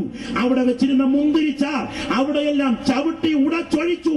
അവിടുത്തെ ഉപകരണങ്ങൾ ചവിട്ടി ഉടച്ചു നശിപ്പിച്ചു. നേരെ അവർ ആറ്റുകടവിലേക്ക് നീങ്ങി. ആറ്റുകടവിലെത്തിയപ്പോൾ ദൈവദാസൻ സ്നാനപ്പെടാൻ നടത്താൻ വേണ്ടി ഇറങ്ങാൻ തുടങ്ങുകയാണ്. ആ പെൺകുട്ടി ഇറങ്ങാൻ തുടങ്ങുകയാണ്. ഈ ദൈവദാസനെ വെള്ളത്തിൽ നിന്ന് പിടിച്ച് കരയ്ക്ക് കയറ്റിയിട്ട് വയറ്റിൽ മർദ്ദിച്ചു, തൊഴിച്ചു മലർത്തി, നീചമായി ഉപദ്രവിച്ചു. വിശ്വാസികൾ പലരും അടിയേറ്റ് മണൽത്തിട്ടയിൽ വീണു. ആ പെൺകുട്ടിയെ കടവ് മുതൽ വീട് വരെ പൊതിരെ തല്ലി. എന്തിന്? വിശ്വാസികൾ ഓരോ അടി കൊള്ളുമ്പോഴും സ്തോത്രം സ്തോത്രം സ്തോത്രം പറഞ്ഞതല്ലാതെ അവർ കൈ ഉയർത്തിയില്ല. വന്നവരുടെ 4 ഇരട്ടി ആൾ കടവിലുണ്ട് എന്ന് കൈ ഉയർത്താഞ്ഞതിന് കാരണം അവർക്കറിയാം, നീതിയോടെ വിധിക്കുന്ന ഒരു കോടതി ഉയരത്തിലുണ്ട്. അവർ കണക്ക് തീർത്തുകൊള്ളും. ഈ രാത്രി പ്രാർത്ഥിക്കുന്ന ദൈവമക്കളെ ഞാൻ പറയട്ടെ, നിന്റെ വേദനയുടെ കണ്ണുനീർത്തുള്ളികൾ നിലത്ത് വീഴുമ്പോൾ നിനക്ക് വേണ്ടി കേസ് ഫയൽ ചെയ്യുന്ന ഒരു കോടതി ഉയരത്തിലുണ്ടെന്ന് ബോധ്യമുണ്ടെങ്കിൽ ഇരിക്കുന്ന ഈ കർത്താവിനെ സ്തുതിച്ച് ആരാധിക്കുന്ന രാത്രിയാകട്ടെ. എന്തിനേറെ ആ സംഭവം അവിടെ കഴിഞ്ഞു. വിശ്വാസികൾ ദൈവദാസനെ കോരിയെടുത്ത് പ്രാർത്ഥനാ മേഖല സ്ഥലത്ത് കൊണ്ടുവന്നു. ഉപകരണങ്ങളെല്ലാം മാറ്റി വൃത്തിയാക്കി നടുക്ക് കിടത്തി ചുറ്റുമിരുന്ന് പ്രാർത്ഥിക്കുകയാണ്. ആ സമയത്ത് പത്തനംതിട്ട സർക്കിൾ സീതത്തോടെന്ന് പറഞ്ഞ സ്ഥലത്ത് ഒരു വിഷയം അന്വേഷിക്കാൻ പോയിട്ട് മടങ്ങി വരുന്ന സമയത്ത് അദ്ദേഹം ആ സ്ഥലത്ത് വണ്ടി നിർത്തി. നാട്ടുകാർ പറഞ്ഞതനുസരിച്ച് ഈ പ്രാർത്ഥനാ മുറിയിലെത്തി. അദ്ദേഹം അകത്തോട്ട് കയറുമ്പോൾ തന്നെ ചോദിച്ചത്, ഞങ്ങളെ പോലെയുള്ളവരില്ലേ, കാര്യം പറഞ്ഞുകൂടെ? ഉടനെ ആ ദൈവദാസൻ കിടക്കുന്ന കിടപ്പിൽ, ആ തകർന്ന് കിടക്കുന്ന കിടപ്പിൽ ആ കരയുന്ന വിശ്വാസികളുടെ നടുവിൽ കിടന്ന് പറഞ്ഞ വാചകം കേൾക്കണോ പെരുമ്പാവൂർ നിവാസികൾക്ക്? സാറേ, അവധിയാണല്ലോ, ഞായറാഴ്ചയായ ദിവസം നിങ്ങളുടെ കോടതി. എന്നാൽ അവധിയിലല്ല ഇന്ന് ഞങ്ങൾ സേവിക്കുന്ന ദൈവത്തിന്റെ കോടതി. അവധിയിലാണല്ലോ അങ്ങയുടെ ജഡ്ജി, എന്നാൽ ഇന്ന് പകൽക്കാലവും ഞങ്ങളുടെ ജഡ്ജി ഉയരത്തിൽ സിംഹാസനത്തിലുണ്ട്. നിങ്ങളുടെ ജഡ്ജി സ്ഥലത്ത് വന്ന് കേസ് എടുക്കില്ലല്ലോ. എന്നാൽ വിഷയം നടന്നുകൊണ്ടിരിക്കുമ്പോൾ ഞങ്ങളുടെ ജഡ്ജി കടവിൽ വെച്ച് തന്നെ കേസെടുത്തിട്ടുണ്ട്. ഇന്ന് രാത്രി ഇവിടെ ഇരുന്ന് ദൈവത്തെ ആരാധിക്കുന്ന ദൈവമക്കൾ എത്ര പേർ വിശ്വസിക്കുന്നുണ്ട്? നീതിയോടെ ന്യായം വിധിക്കാൻ അവരെഴുന്നേറ്റാൽ അവന്റെ കരത്തെ തടയാൻ ആർക്കും സാധ്യമല്ല. എന്തിന്? അദ്ദേഹം പറഞ്ഞ വാക്ക് ഒരു സ്നേഹിതൻ പറഞ്ഞതാണ്, ഇത് കിട്ടിയത് കുറഞ്ഞുപോയി, നിങ്ങളുടെ തലയുടെ ലെവലില്ലായ്മയ്ക്ക് കൂടുതൽ കിട്ടണമായിരുന്നു എന്ന് പറഞ്ഞിട്ടാണ് അദ്ദേഹം ഇവിടെ ഇറങ്ങിപ്പോയത്. കാരണം പരിഹാസ രൂപത്തിൽ പറഞ്ഞതേ ഉള്ളൂ. അദ്ദേഹം പോയി. എന്തിന്? പ്രാർത്ഥന കഴിഞ്ഞു. ആ പ്രിയപ്പെട്ട സ്തോത്രം ചെയ്ത് എഴുന്നേറ്റു. അന്നേ ഒരാഴ്ച കഴിഞ്ഞു. ഞാൻ കയറി ചെന്ന അതെ ആ സ്ഥലത്തുള്ള വീട്ടിൽ, ആ വീടിന്റെ 2ാമത്തെ മട്ടുപ്പാവ് തറയ്ക്ക് മുകളിൽ അവിടെയുള്ള ആറ്റിലിടാൻ കൂട്ടമായി ഇലക്ട്രിക് തോട്ടാകെട്ടി ഒരുമിച്ച് സഹോദരങ്ങൾ അത് ചെക്ക് ചെയ്തുകൊണ്ടിരിക്കുമ്പോൾ അറിയാതെ ആരോ ലൈൻ കൊടുത്തു. നിമിഷ നേരം കൊണ്ട് തൃശൂർ പൂരത്തിന് വെടിവെട്ടും പോലെ ഈ തോട്ട കൂട്ടമായി പൊട്ടിത്തെറിച്ചു. മേൽക്കെട്ടിടം പൊട്ടിച്ചിതറി, തായ്ക്കെട്ടിടം ഇരുത്തിപ്പോയി, ശരീരങ്ങൾ ചിന്നിച്ചിതറി. എന്തിന്? കൈകാലികൾ കഷണങ്ങളായി ചിതറി. അടുത്ത വൃക്ഷത്തിന്റെ ചുവട്ടിൽ, മരത്തിന്റെ ചുവട്ടിൽ ശരീരഭാഗങ്ങൾ ചിതറി വീണ് പിടയുകയാണ്. ആ വീട്ടിലെ ഒരു സഹോദരി എന്നോട് പറഞ്ഞു, പാസ്റ്റർ തീർന്നില്ല, പൂർണ്ണ ഗർഭിണിയായ ആ വീട്ടിലെ ഒരു ആന്റി തൽക്ഷണം വയറു പിളർന്ന് ചത്തു. എന്തിന്? ഈ ശവശരീരങ്ങൾ വൃക്ഷച്ചുവട്ടിലും തെങ്ങിൻ ചുവട്ടിലും ചിതറിക്കിടക്കുമ്പോൾ രണ്ട് കൈയും അറ്റുപോയി, രണ്ട് കണ്ണും ചിതറിപ്പോയ ഒരു ഹതഭാഗ്യനായി നെഞ്ചിൽ പൊള്ളലേറ്റ് ദൈവദാസന്റെ മേൽ കൈവച്ച വ്യക്തി, ഞാൻ സുവിശേഷം പറഞ്ഞെന്ന് പറയുന്ന വ്യക്തി അവിടെ കിടന്ന് പിടയുകയാണ്. അങ്ങനെ ശവങ്ങൾ കിടക്കുന്ന സ്ഥലത്ത് പഴയ സർക്കിൾ റിപ്പോർട്ടിനായിട്ട് വന്നു. അദ്ദേഹം അവിടെ എത്തിയിട്ട് അകത്തോട്ട് കയറി ജനങ്ങൾ കരഞ്ഞുകൊണ്ട് നിൽക്കുമ്പോൾ രണ്ട് കൈകളും ഉയർത്തിപ്പിടിച്ചുകൊണ്ട് അനധികൃതമായി തോട്ട സൂക്ഷിച്ചതിന്റെ പേരിലുള്ള വസ്തുതകളുടെ അന്നത്തെ ഗൗരവം ഉൾക്കൊണ്ടുകൊണ്ട് അദ്ദേഹം രണ്ട് കൈകളും ഉയർത്തി പറഞ്ഞ വാക്കുകൾ കേട്ടുകൊണ്ട് ഭാഗവത പീരിപ്പോച്ചൻ എന്ന് പറഞ്ഞ ഒരു ദൈവദാസൻ തൊട്ടുപുറകിൽ നിൽപ്പുണ്ട്. ഇങ്ങനെയാണ് സർക്കിൾ പറഞ്ഞത്. അദ്ദേഹം ഒരു മുസ്ലിം സർക്കിളാണ്. അദ്ദേഹം പറഞ്ഞത് ഇങ്ങനെയാണ്: അല്ലാ, അങ്ങ് നീതിയുള്ള ന്യായാധിപനാണെന്ന് ഞാൻ ഇപ്പോൾ അറിയുന്ന അല്ലാ. ഇന്ന് രാത്രി പറയട്ടെ, ഇവിടെ ഇരിക്കുന്ന ദൈവമക്കളെ, നീതിയോടെ വിധിക്കുന്ന ദൈവത്തിന്റെ കരത്തെ തടയാൻ ആരെ കൊണ്ട് സാധ്യമല്ല.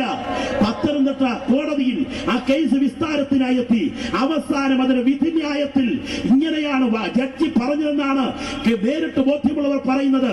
സ്വർഗത്തിന്റെ കോടതി നേരിട്ട് ഈ കുടുംബത്തിന്മേൽ നടപടി എടുത്തത് കൊണ്ട് ഈ കോടതിക്ക് അവരുടെ മേൽ നടപടിയില്ല. ഈ രാത്രി ഓർക്കുക, അതിൽ ഒരുത്തൻ ജീവിച്ചിരുന്നു. ഒടുവിൽ അദ്ദേഹത്തോട് സുവിശേഷം പങ്കുവെക്കാൻ എനിക്ക് അവസരമുണ്ടായി.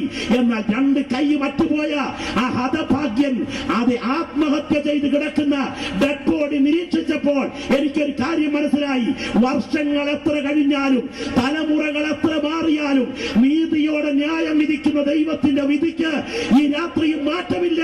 ഇവിടെ ഇത്രയും ദൈവമക്കൾ സ്തോത്രം ചെയ്തുകൊണ്ടിരിക്കുമ്പോൾ നീതിയോടെ ന്യായം വിധിക്കുന്ന ദൈവം ഉയരത്തിലുണ്ട്. അവന്റെ കരത്തെ തടുക്കാൻ ആരെ കൊണ്ടും കഴിയുകയില്ല. ഇനിയും ഭാവി കാലത്ത് ന്യായവിധി വെളിപ്പെടുമോ? അതെ, ആ ന്യായവിധിയുടെ ചിത്രമാണ് ദാനിയേൽ പ്രവചനം 7-ാം അധ്യായത്തിനും വെളിപ്പാട് പുസ്തകം 20-ാം അധ്യായത്തിനും കൊടുത്തിരിക്കുന്നത്. വളരെ പ്രാർത്ഥനയോടെ ശ്രദ്ധിക്കണം. ഇത് ബോവനും മോളിയും പൊന്നമ്മ സൂപ്രണ്ടും ഒന്നുമല്ല ഞാൻ ഈ പറയുന്നത്. വളരെ കാര്യഗൗരവമുള്ള വിഷയമാണ്, നമ്മുടെ ജീവന്റെ പ്രശ്നമാണ്. ആയതുകൊണ്ട് ഇന്ന് രാത്രി ഇനിയുമുള്ള മിനിറ്റുകൾ വളരെ ഗൗരവത്തോടെ എന്നെ കേൾവിക്കാൻ ശ്രദ്ധിക്കുവാനായിട്ട് അപേക്ഷിക്കുകയാണ്. ദാനിയേൽ പ്രവചനത്തിൽ 7-ാം അധ്യായം ഇങ്ങനെയാണ് വായിച്ചത്. ഞാൻ അതെ വലിയൊരു വെള്ള സിംഹാസനം എന്ന് വെളിപ്പാട് 20-ൽ വായിച്ചത് തത്തുല്യമാണ്. ഞാൻ നോക്കിക്കൊണ്ടിരിക്കെ അവർ ന്യായാസനങ്ങളെ വെച്ചു. വയോധികനായ ഒരുത്തനിരുന്നു. അവന്റെ സിംഹാസനം അഗ്നിജ്വാല, അവന്റെ രഥചക്രങ്ങൾ കത്തുന്ന തീര്. അങ്ങനെയാണെങ്കിൽ ഒരു തീ കൊണ്ടുണ്ടാക്കിയ സിംഹാസനത്തിൽ നമ്മുടെ കർത്താവ് ഇരിക്കുകയാണ്. അവന്റെ മുൻപിൽ നിന്ന് ഒരു അഗ്നി നദി പുറപ്പെട്ടൊഴുകുകയാണ്. ഒരു തീ നദി ഇങ്ങനെ ഒഴുകിക്കൊണ്ടിരിക്കുകയാണ്. 1000 പേർ അവന് ശുശ്രൂഷ ചെയ്യുന്നു. 10,000 പേർ അവന്റെ മുൻപാകെ നിൽക്കുന്നു. നോക്കുക, ഒരു ജഡ്ജി അവിടെ ഇരിപ്പുണ്ട്. തനി തീ കൊണ്ടാണ് സിംഹാസനം തീർത്തിരിക്കുന്നത്. ഉയരത്തിൽ ഒരു ജഡ്ജി തീ കൊണ്ടുണ്ടാക്കിയ സിംഹാസനത്തിൽ ഇരിക്കുന്നെന്ന് ബോധ്യമുള്ള ദൈവമക്കൾ ഒരിക്കൽ കൂടെ കരമുയർത്തി കർത്താവിന് സ്തോത്രം ചെയ്യാട്ടെ. പ്രിയപ്പെട്ടവരെ, ദൈവം ഉണ്ടോ എന്ന് ചോദിക്കുന്ന തർക്കിക്കുന്ന ആൾക്കാരില്ലേ? തിരിച്ചു ചോദിക്കാൻ യുക്തിയില്ലാതെ നിന്റെ അപ്പനുണ്ടെന്നുള്ളതിന് എന്താ തെളിവ്? അങ്ങനെയാണെങ്കിൽ ദൈവമുണ്ടെന്നുള്ളതിന് തെളിവ് നിനക്ക് ചോദിക്കണോ എന്ന് ചോദിക്കുന്ന ആളുകളെ കണ്ടിട്ടുണ്ട്.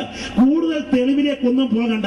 ഈ പ്രിയ സഹോദരങ്ങളോ രണ്ട് കാലിൽ എഴുന്നേറ്റ് നിൽക്കുകയും രണ്ട് കൈകൾ സ്വതന്ത്രമായി ഉപയോഗിക്കുകയും ചെയ്യുന്ന നമ്മുടെ പ്രകൃതിയാകുന്ന ഈ ശരീരത്തിലോട്ട് നോക്കിയാൽ മതി.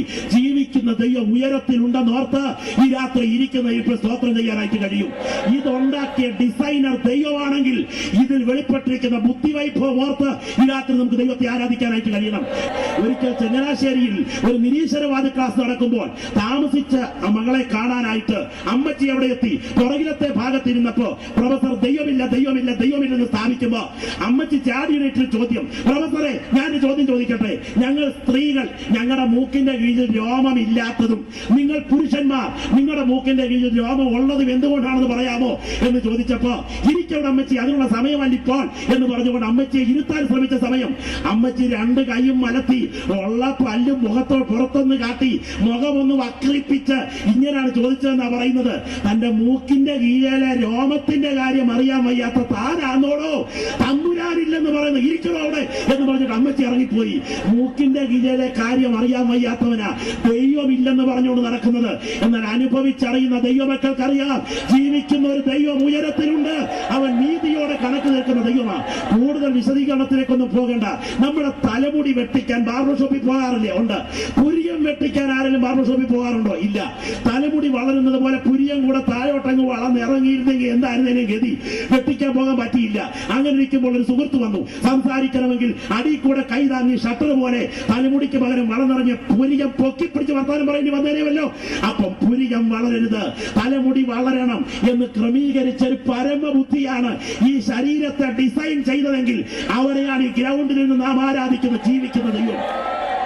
എന്താ കൂടുതൽ വിശദീകരിക്കാൻ? വെള്ളെഴുത്തുകാരൻ അച്ചായ ചെവിയുടെ കൂട പുറത്തോട്ടില്ലാതെ തൽസ്ഥാനത്ത് രണ്ട് ദ്വാരം മാത്രമേ ഉണ്ടായിരുന്നുള്ളായിരുന്നെങ്കിൽ നിന്റെ വെള്ളെഴുത്ത് കണ്ണാടിയുടെ കാല് നീ എവിടെ കൊണ്ട് വിറ്റ് ചെയ്തേനെ? ഭയങ്കരവും അതിശയകരവുമായി എന്നെ സൃഷ്ടിച്ചിരിക്കാൻ ഞാൻ നിനക്ക് സ്തോത്രം ചെയ്യുന്നു എന്ന് പറയാൻ ഈ രാത്രി സകല ദൈവമക്കൾക്കും കഴിയട്ടെ. പക്ഷെ ഓർക്കുക സുഹൃത്തെ, നീ ഇരുകാലി മൃഗമല്ല. അതെ, വി ആർ കൃഷ്ണയ്യരും, അതെ, ബുദ്ധിരാക്ഷസരായിരിക്കുന്ന കൃഷ്ണയ്യരും, അതുപോലെ തന്നെ ഫിലോസഫറായിരിക്കും ഗുരു നിത്യ ചൈതന്യതി ഒക്കെ ചേർന്ന് എഴുതിയ മലയാള മനോരമയിലെ മരണാനന്തരം അമർത്യതയുണ്ടോ എന്ന ചോദ്യത്തിന് ഉത്തരം കിട്ടുന്ന പരമ്പരയുടെ ഒടുവിലത്തെ ഭാഗം ഞാൻ ഉദ്ധരിച്ചുകൊണ്ട് ഈ ഭാഗം ഉപസംഹരിക്കട്ടെ. ഇങ്ങനെയാണ് അവർ എഴുതിയിരിക്കുന്നത്: കിട്ടിയിടത്തോളം തെളിവുകൾ വെച്ച് പഠിച്ചാൽ മരണം മനുഷ്യ ജീവിതത്തിന്റെ അന്ത്യമല്ല, അത് മറ്റൊന്നിലേക്കുള്ള പ്രവേശന കവാടമാണ്. ഇന്ന് രാത്രി ഞങ്ങളെ കേൾക്കുന്ന സഹോദര, മരണം നിന്റെ അവസാനമല്ല. ഒരു ദിവസം ദൈവത്തിന്റെ കോടതിക്ക് മുൻപാകെ നീ അഭിമുഖീകരിക്കേണ്ട ദിവസങ്ങൾ വരുവാൻ തുടങ്ങുകയാണ്. ആ കോടതിയുടെ ചിത്രം കേൾക്കുക, കാണുക. ഇതാ ആ സിംഹാസനം അങ്ങനെ ഇരിക്കുന്നു, അതിൽ ജഡ്ജിയായി നമ്മുടെ കർത്താവ് ഇരിക്കുകയാണ്. ആയിരങ്ങൾ അവന് ശുശ്രൂഷ ചെയ്യുന്നു, പതിനായിരങ്ങൾ അവന്റെ മുൻപാകെ നിൽക്കുകയാണ്. ന്യായവിസ്താര സഭ ഇരുന്നു, പുസ്തകങ്ങൾ തുറന്നു. കണ്ടോ? ജഡ്ജിയുടെ മുൻപിൽ പ്രതികളെല്ലാം വന്ന് നിൽക്കുകയാണ്. ഇടയ്ക്ക് ശ്രദ്ധിക്കണേ, ആയിരം കൂടെ നിൽക്കുമ്പോൾ 10,000 ജഡ്ജിയുടെ മുൻപിൽ വിധിക്കപ്പെടാൻ നിൽക്കുകയാണ്. ആരാ വിധിക്കപ്പെടാൻ നിൽക്കുന്നത്? ഭൂരിപക്ഷം. ന്യൂനപക്ഷം കൂടെ നിൽക്കുമ്പോൾ ഭൂരിപക്ഷം വിധിക്കപ്പെടാൻ നിൽക്കുകയാണ്. അർത്ഥം ഇത്രയേ ഉള്ളൂ. എന്നാ യോഗത്തിന് വരാഞ്ഞത്? നിങ്ങളുടെ കൂട്ടത്തിൽ എത്ര ഉണ്ട്, ഞങ്ങളുടെ കൂട്ടത്തിൽ ഇത്ര ഇല്ലേ എന്ന് പറഞ്ഞ് അംഗസംഖ്യയുടെ കണക്ക് പറയുന്നവരില്ലേ? ഭൂരിപക്ഷത്തിന്റെ കൂടെ നിന്ന് നരകത്തിൽ പോകുന്നതിനേക്കാൾ ന്യൂനപക്ഷത്തിന്റെ കൂടെ നിന്ന് സ്വർഗത്തിൽ പോകുന്നതാ വലിയതെന്ന് വിശ്വസിക്കുന്ന ദൈവമൈതലേ, ഈ രാത്രി പക്ഷത്തിന്റെ വലിപ്പമല്ല, നിത്യതയിൽ നിനക്ക് കോടതി അഭിമുഖീകരിക്കേണ്ട രംഗം വരും. ദൈവത്തിന് സ്തോത്രം. ഇങ്ങനെ ഒഴുകിക്കൊണ്ടിരിക്കുന്ന തീ നദി, അതിന്റെ കരയിൽ ജഡ്ജി സിംഹാസനത്തിൽ ഇരിക്കുകയാണ്.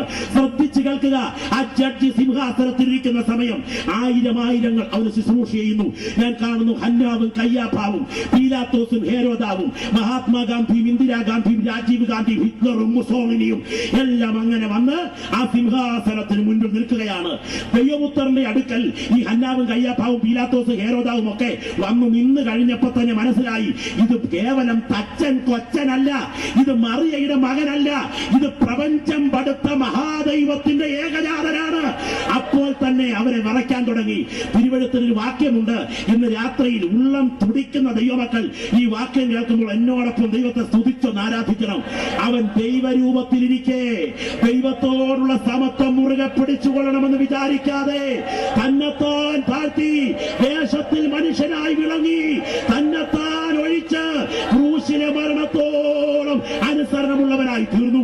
അതുകൊണ്ട് ദൈവം അവനെ ഏറ്റവും ഉയർത്തി സകല നാമത്തിനും മേലായ നാമം നൽകി.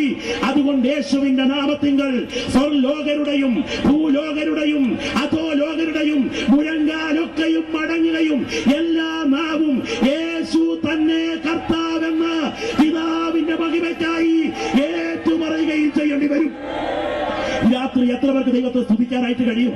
രാത്രി 1 മിനിറ്റ് അവസാനമായി നിങ്ങൾ ഗൗരവത്തോടെ ചിന്തിക്കുക. സിംഹാസനത്തിന് മുൻപിൽ ഞാൻ പറഞ്ഞ തീ നദി ഒഴുകുകയാണ്. അങ്ങനെ തിളച്ചു പതഞ്ഞു കുതിര നുരഞ്ഞൊഴുകുന്ന തീ നദി, അതിന്റെ കരയിൽ 10,000 നിൽക്കുകയാണ്. മുൻപ് ഞാൻ പറഞ്ഞ ഹന്നാവും കയ്യാഫാവും പീലാത്തോസും ഹേരോദാവും മഹാത്മാഗാന്ധി ബുദ്ധിജീവികളും എല്ലാം വന്നു നിൽക്കുകയാണ്. അവരിങ്ങനെ വന്നു നിന്നപ്പോൾ ഈ രാത്രി ശ്രദ്ധിക്കൂ, ഒരുത്തൻ അവിടെ ഇരിക്കുന്നു. അവിടെ ഒരു പ്രത്യേക ഘോഷം നടക്കുകയാണ്. എന്താ ഘോഷം എന്നറിയാമോ? യേശു ക്രിസ്തു കർത്താവെന്ന് ഏറ്റുപറച്ചിൽ നടക്കുകയാണ്. ആരാണ് ഇവിടെ ഏറ്റുപറയുന്നത്? സാധാരണ ഏറ്റുപറയണമെങ്കിൽ മുന്നിൽ ഒരു ഗ്രൂപ്പ് ഏറ്റുപറയാൻ ആദ്യം വിളിച്ചു കൊടുത്തെങ്കിലല്ലേ ഏറ്റുപറയാൻ പറ്റൂ. അങ്ങനെയാണെങ്കിൽ നിത്യതയുടെ തീരത്ത് ഏറ്റുപറച്ചിൽ നടക്കുന്ന മുദ്രാവാക്യം കേൾക്കണോ? ഇൻകിലാബ് സിന്ദാബെന്നല്ല, പിന്നെ യേശു ക്രിസ്തു കർത്താവ്. ഈ രാത്രി ആ കരം ഉയർത്തിപ്പിടിച്ചുകൊണ്ട് വാ തുറന്നെന്ന് പറഞ്ഞാട്ടെ, യേശു ക്രിസ്തു കർത്താവ്. ഈ പെരുമ്പാവൂർ പട്ടണം മുഴങ്ങത്തക്ക വിധത്തിൽ പ്രത്യാശയുടെ ദൈവമക്കൾ ആ വലങ്കര ഉയർത്തിപ്പിടിച്ചെന്ന് പറഞ്ഞാട്ടെ. ആ ശബ്ദം നിത്യതയുടെ തീരത്തും മുഴങ്ങുകയാണ്. മുഴങ്ങുന്ന സമയം ഈ ഹന്നാവും കയ്യാഫാവും പീലാത്തോസും ഹേരോദാവും എല്ലാം മുട്ടങ്ങോട്ടും അടക്കി രണ്ട് കൈയും ഉയർത്തിപ്പിടിച്ചുകൊണ്ട് ഈ സിംഹാസനത്തിന് മുൻപാകെ നിൽക്കുകയാണ്. ഇന്ന് ജെവി പീറ്റർ സംഘവും മുട്ടുമടക്കാൻ പറഞ്ഞാൽ മുട്ടുമടക്കാൻ മടിയുള്ള സകലനും ഒരുമിച്ച് മുട്ടുമടക്കാൻ തുടങ്ങുകയാണ്. ഇന്ന് രാത്രി പറയട്ടെ, ഇന്ന് മുട്ടുമടക്കാത്ത മുഴുവൻ എണ്ണവും ഒരു ദിവസം മുട്ടുമടക്കുമെന്ന് മാത്രമല്ല, ഇന്ന് മുട്ടുമടക്കി ദൈവത്തെ ആരാധിക്കുന്ന നീ ജഡ്ജിയോട് കൂടെ ലോകത്തെ നീതിയോടെ ഭരിക്കുന്ന സഹജഡ്ജിയായിരിക്കുമെന്ന് ഓർക്കുമ്പോൾ ദൈവത്തെ സ്തുതിക്കാതിരിക്കാൻ എങ്ങനെ കഴിയും? സ്തോത്രം. എന്നിട്ട് അവിടെ എഴുതിയിരിക്കുന്നത് എല്ലാ മുഴങ്കാലും അവന്റെ മുൻപാകെ മടങ്ങും. എന്നിട്ട് എന്ത് ചെയ്യും? ജീവപുസ്തകത്തിൽ പേരെഴുതി കാണാത്ത ഏവനെയും തീപ്പൊയ്കയിൽ തള്ളിയിടും. നോക്കുക, തന്നെ ഇറങ്ങാത്തതിനെയാ തള്ളി ഇറക്കുന്നത്. അങ്ങനെയെങ്കിൽ അവിടെ നിന്നും തീപ്പൊയ്കയിലേക്ക് വലിച്ചൊരേറിയുകയാണ്. അഗ്നിഗന്ധകങ്ങൾ പെയ്തിറങ്ങുന്ന ആ ഗന്ധക പുഴയിലേക്ക് വന്നു വീണുന്ന സമയത്ത് ഉണ്ടാകുന്ന രണ്ട് വികാരത്തെ കുറിച്ച് യേശു പറഞ്ഞിട്ടുണ്ട്. അവിടെ കരച്ചിലും പല്ലുകടിയും ഉണ്ടാകും. സുഹൃത്തെ, ഇത് സങ്കല്പമല്ല. എന്നാ ഈ കരച്ചിൽ? ഇത് രണ്ടും കൂടെ ഒരുപോലെ ഒരുമിച്ച് ഒരേ സമയം ചെയ്തിട്ടുള്ള ആരെങ്കിലും ഉണ്ടെങ്കിൽ യോഗം കഴിയുമ്പോൾ എന്നെ ഒന്ന് കാണണേ. കാരണം എന്നറിയാമോ? കരയണമെങ്കിൽ വാ പൊളിച്ചു പിടിക്കണം, പല്ല് കടിക്കണമെങ്കിൽ അടുപ്പിച്ചു പിടിക്കണം. അവിടെ വാ പൊളിച്ചു പിടിച്ച് കരയുന്ന സമയത്ത് അടുപ്പിച്ചു പിടിച്ച് കടിയൂടെ നടക്കുകയാണ്. കടി നിത്യതയുടെ തേയാത്ത പല്ലിൽ ഒരു ബിസ്ക്കറ്റ് പോലും കൂട്ടിക്കടിക്കാനില്ലാതിരിക്കെ കടി തന്നെ കടി നടക്കുകയാണ്. അവിടെ കടി തന്നെ കടിയോഗം നടക്കുമ്പോൾ കൃപ പ്രാപിച്ച ദൈവമക്കൾ ഇവിടെ ദൈവത്തെ സ്തുതിച്ചുകൊണ്ടിരിക്കുകയാണ്. ദൈവത്തിന് സ്തോത്രം. എന്താ അവർ കടിച്ചുകൊണ്ടിരിക്കുന്നതിന്റെ കാര്യം? അവർ കരയുന്നതിന്റെ കാര്യം മനസ്സിലാക്കണം. ശ്രദ്ധിച്ചു കേൾക്കുക. കരച്ചിൽ എന്ന് പറഞ്ഞാൽ ഒരു വികാരത്തിന് ലക്ഷണമാണ്, നഷ്ടബോധമാണ് കാണിക്കുന്നത്. പല്ലുകടി എന്ന് പറഞ്ഞാൽ ഒരു വികാരത്തിന് ലക്ഷണമാണ്, അത് വൈരാഗ്യത്തെയാണ് കാണിക്കുന്നത്. അങ്ങനെയാണെങ്കിൽ നിത്യതയുടെ തീപ്പുഴയിൽ വലിച്ചെറിയപ്പെടുമ്പോൾ ആത്മാക്കളിൽ രണ്ട് വികാരം ഉണ്ടാകും. ഒന്ന് കരച്ചിൽ എന്ന നഷ്ടബോധം, രണ്ട് വൈരാഗ്യം എന്ന പല്ലുകടി. ദൈവത്തിന് സ്തോത്രം. എന്നാ അയ്യോ, അന്ന് ഗ്രൗണ്ടിൽ നടന്ന ഗോസ്പൽ ആക്ഷന്റെ ജനറൽ കൺവെൻഷനിൽ ഇതേ വിഷയം പ്രസംഗിച്ചപ്പോ എനിക്ക് ഏറ്റെടുക്കണമെന്നുണ്ടായിരുന്നു, ഏറ്റെടുക്കാൻ പറ്റിയില്ലല്ലോ എന്ന് പറഞ്ഞു വാ പൊളിച്ചു പിടിച്ച കരയുന്ന സമയത്ത് ഓർമ്മ വരും, ആ യോഗത്തിന് പൊക്കോ, അവിടെ കൂട്ടായ്മയെ കൂടിയേക്കരുത് എന്ന് പറഞ്ഞവനൊക്കെ അല്ലേ ഈ കൂട്ടത്തിൽ നിന്ന് എന്നെ അകറ്റി നിർത്തിയത്. അവനെയൊക്കെ ഇപ്പൊ ഇങ്ങോട്ട് കിട്ടിയിരുന്ന ഞാൻ പിടിച്ചൊരു കാര്യം കൊടുത്തേനെന്ന് പറഞ്ഞ് സ്വയം വൈരാഗ്യം കൊണ്ടൊരു കടി. ദൈവത്തിന് സ്തോത്രം. ഇപ്പം അന്നേരം കടിച്ചിട്ടും കരഞ്ഞിട്ടൊന്നും കാര്യമില്ല. ഇന്ന് രാത്രി ഏൽപ്പിച്ചു കൊടുക്കാൻ തയ്യാറുണ്ടെങ്കിൽ നീ വിടുവിക്കപ്പെടുന്ന രാത്രിയായിരിക്കും ഈ രാത്രി. ഇന്ന് രാത്രി എന്റെ പേര് ജീവന്റെ പുസ്തകത്തിലുണ്ട് എന്ന് ബോധ്യമുള്ള ദൈവമക്കൾ ഈ ഗ്രൗണ്ടിൽ നിന്ന് കർത്താവിനെ സ്തുതിച്ച് ആരാധിച്ചാട്ടെ. ആ കരങ്ങളൊന്ന് ഉയർന്നിരിക്കട്ടെ, കരങ്ങളൊന്ന് ഉയർന്നിരിക്കട്ടെ. ഈ രാത്രി യേശുവിന്റെ രക്തത്താൽ കഴുകൽ പ്രാപിച്ച ദൈവമക്കളുടെ മുഖത്ത് ആനന്ദം ഉയരുകയാണ്. അവരുടെ വായിലെ സ്തോത്രത്തിന് പ്രത്യേകതയുണ്ട്, അവരുടെ അധരങ്ങളിലെ ആരാധനയ്ക്ക് പ്രത്യേകതയുണ്ട്. ഇന്ന് രാത്രി ഞാൻ ആത്മാവിൽ കാണുന്നു, സ്വർഗം ഈ ഗ്രൗണ്ടിന് മീതെ തുറന്നു നിൽക്കുകയാണ്. ദൂതന്മാർ ഇന്ന് രാത്രി ഇവിടെ കുനിഞ്ഞു നോക്കിക്കൊണ്ടിരിക്കുകയാണ്. ഈ ഗ്രൗണ്ടിൽ വിശ്വസിക്കുന്നവരിൽ വ്യാപരിക്കുന്ന ദൈവകൃപയുടെ അളവറ്റ വലിപ്പം വ്യാപരിക്കുന്നു. കരിമരുന്നിൽ തീ തൊടുമ്പോൾ പൊട്ടിത്തെറി ഉണ്ടാകുമെങ്കിൽ വിശ്വസിക്കുന്ന ദൈവമക്കളുടെ ഹൃദയത്തിലേക്ക് ദൈവാത്മാവിന്റെ തീ ഇന്ന് രാത്രിയിൽ തൊടുന്ന രാത്രിയായിരിക്കണം. യേശുവിന്റെ രക്തത്തിന്റെ ശക്തി ഇന്ന് രാത്രി ഗ്രൗണ്ടിൽ ഇതാ വ്യാപരിച്ചുകൊണ്ടിരിക്കുന്നു. പാപത്തിന്റെ ബന്ധനത്തിൽ നിന്ന്, ന്യായവിധിയുടെ ശാപത്തിൽ നിന്ന് നിന്നെ വിടുവിക്കുവാൻ യേശുവിന്റെ രക്തത്തിന്റെ തുള്ളികൾ ഈ ഗ്രൗണ്ടിൽ ഇന്ന് രാത്രിയും വിശ്വസിക്കുന്ന ദൈവമക്കൾക്ക് വേണ്ടി ബലത്തോടെ വ്യാപരിച്ചുകൊണ്ടിരിക്കുന്ന രാത്രിയാണ്. കൃപ പ്രാപിച്ച ദൈവമക്കൾ ഇരിക്കുന്ന ഇരിപ്പിൽ കർത്താവിനെ സ്തുതിച്ചാരാധിക്കട്ടെ. അടുത്ത ദിവസം ശവപ്പെട്ടി നിന്റെ വീട്ടിലേക്കാണോ സുഹൃത്തെ? അല്ലെന്ന് ആർക്ക് പറയാം. അടുത്ത ദിവസം നിലവിളി നിന്റെ വീട്ടിലാണോ ഉയരാൻ തുടങ്ങുന്നത്? അല്ലെന്ന് ആർക്ക് പറയാം. ഈ രാത്രി ഗ്രൗണ്ട് വിട്ടു പോകുന്നതിന് മുൻപ് ജീവന്റെ പുസ്തകത്തിൽ പേരെഴുതപ്പെടാൻ നീ ഏൽപ്പിച്ചു കൊടുക്കാൻ നീ ഭാഗ്യശാലിയാണ്, അല്ലെങ്കിൽ നീ ശാപഗ്രസ്തനാണ്. പ്രാർത്ഥിക്കുന്ന ദൈവമക്കൾ വായി തുറന്ന് പ്രാർത്ഥിക്കാൻ തുടങ്ങട്ടെ. Glory, hallelujah. ഈ ഗ്രൗണ്ടിൽ പ്രാർത്ഥനാ നിരതരാകാൻ ആത്മനിറവ് പ്രാപിച്ച ദൈവമക്കളെ ഞാൻ ക്ഷണിക്കുകയാണ്. അഭിഷേകം പ്രാപിച്ച നിരവധി ദൈവമക്കൾ ഈ ഗ്രൗണ്ടിന്റെ വിവിധ കോണുകളിൽ ഇരിപ്പുണ്ട്. പരിശുദ്ധാത്മാവ് ഇന്ന് രാത്രി ശക്തിയോടെ ഈ ഗ്രൗണ്ടിൽ ഇടപെട്ടുകൊണ്ടിരിക്കുകയാണ്. ഇന്ന് രാത്രി മിച്ചപ്പണം ചിലവഴിക്കാൻ വെച്ച ഒരു യോഗത്തിന് മുൻപിലാണ് നിങ്ങൾ ഇരിക്കുന്നത്. നിത്യതയുടെ ദർശനം നിങ്ങളുടെ കൺമുൻപിൽ വെളിപ്പെടുവാൻ പരിശുദ്ധാത്മാവ് രാത്രി സഹോദര നിന്നെ ക്ഷണിക്കുന്ന രാത്രിയാണ്. നീ പോകുന്നത് അപകടരേഖയിലാണ്. ഇത് കൊടുങ്കാറ്റിന് മുൻപിലെ ശാന്തതയാണ്. ഇത് ഭയങ്കര തകർച്ചയുടെ മുന്നോടിയാണ്. വരുവാൻ തുടങ്ങുന്ന ദുരന്തത്തിന് മുൻപ് ഇന്ന് രാത്രി മുഴങ്ങുന്ന സുവിശേഷത്തിന് മുൻപിൽ യേശുവിനെ ഹൃദയം തുറന്ന് ഏറ്റെടുക്കാൻ നീ തയ്യാറായാൽ അവന്റെ രക്തത്തിന്റെ തുള്ളികൾ നിന്റെ വിടുതലിനായി ഗ്രൗണ്ടിൽ വ്യാപരിക്കുകയാണ്. Glory, hallelujah. എല്ലാ വായിന്ന് പ്രാർത്ഥനയുടെ ശബ്ദം ഉയരട്ടെ. എല്ലാ വായിന്ന് പ്രാർത്ഥനയുടെ ശബ്ദം ഉയരട്ടെ. ഒരധരം പോലും മൗനമായിരിക്കരുത്. ഇന്ന് രാത്രി ഞാൻ കാണുകയാണ് അവന്റെ രക്തത്തിന്റെ ശക്തിയുടെ വ്യാപരിച്ചുകൊണ്ടിരിക്കുന്നു.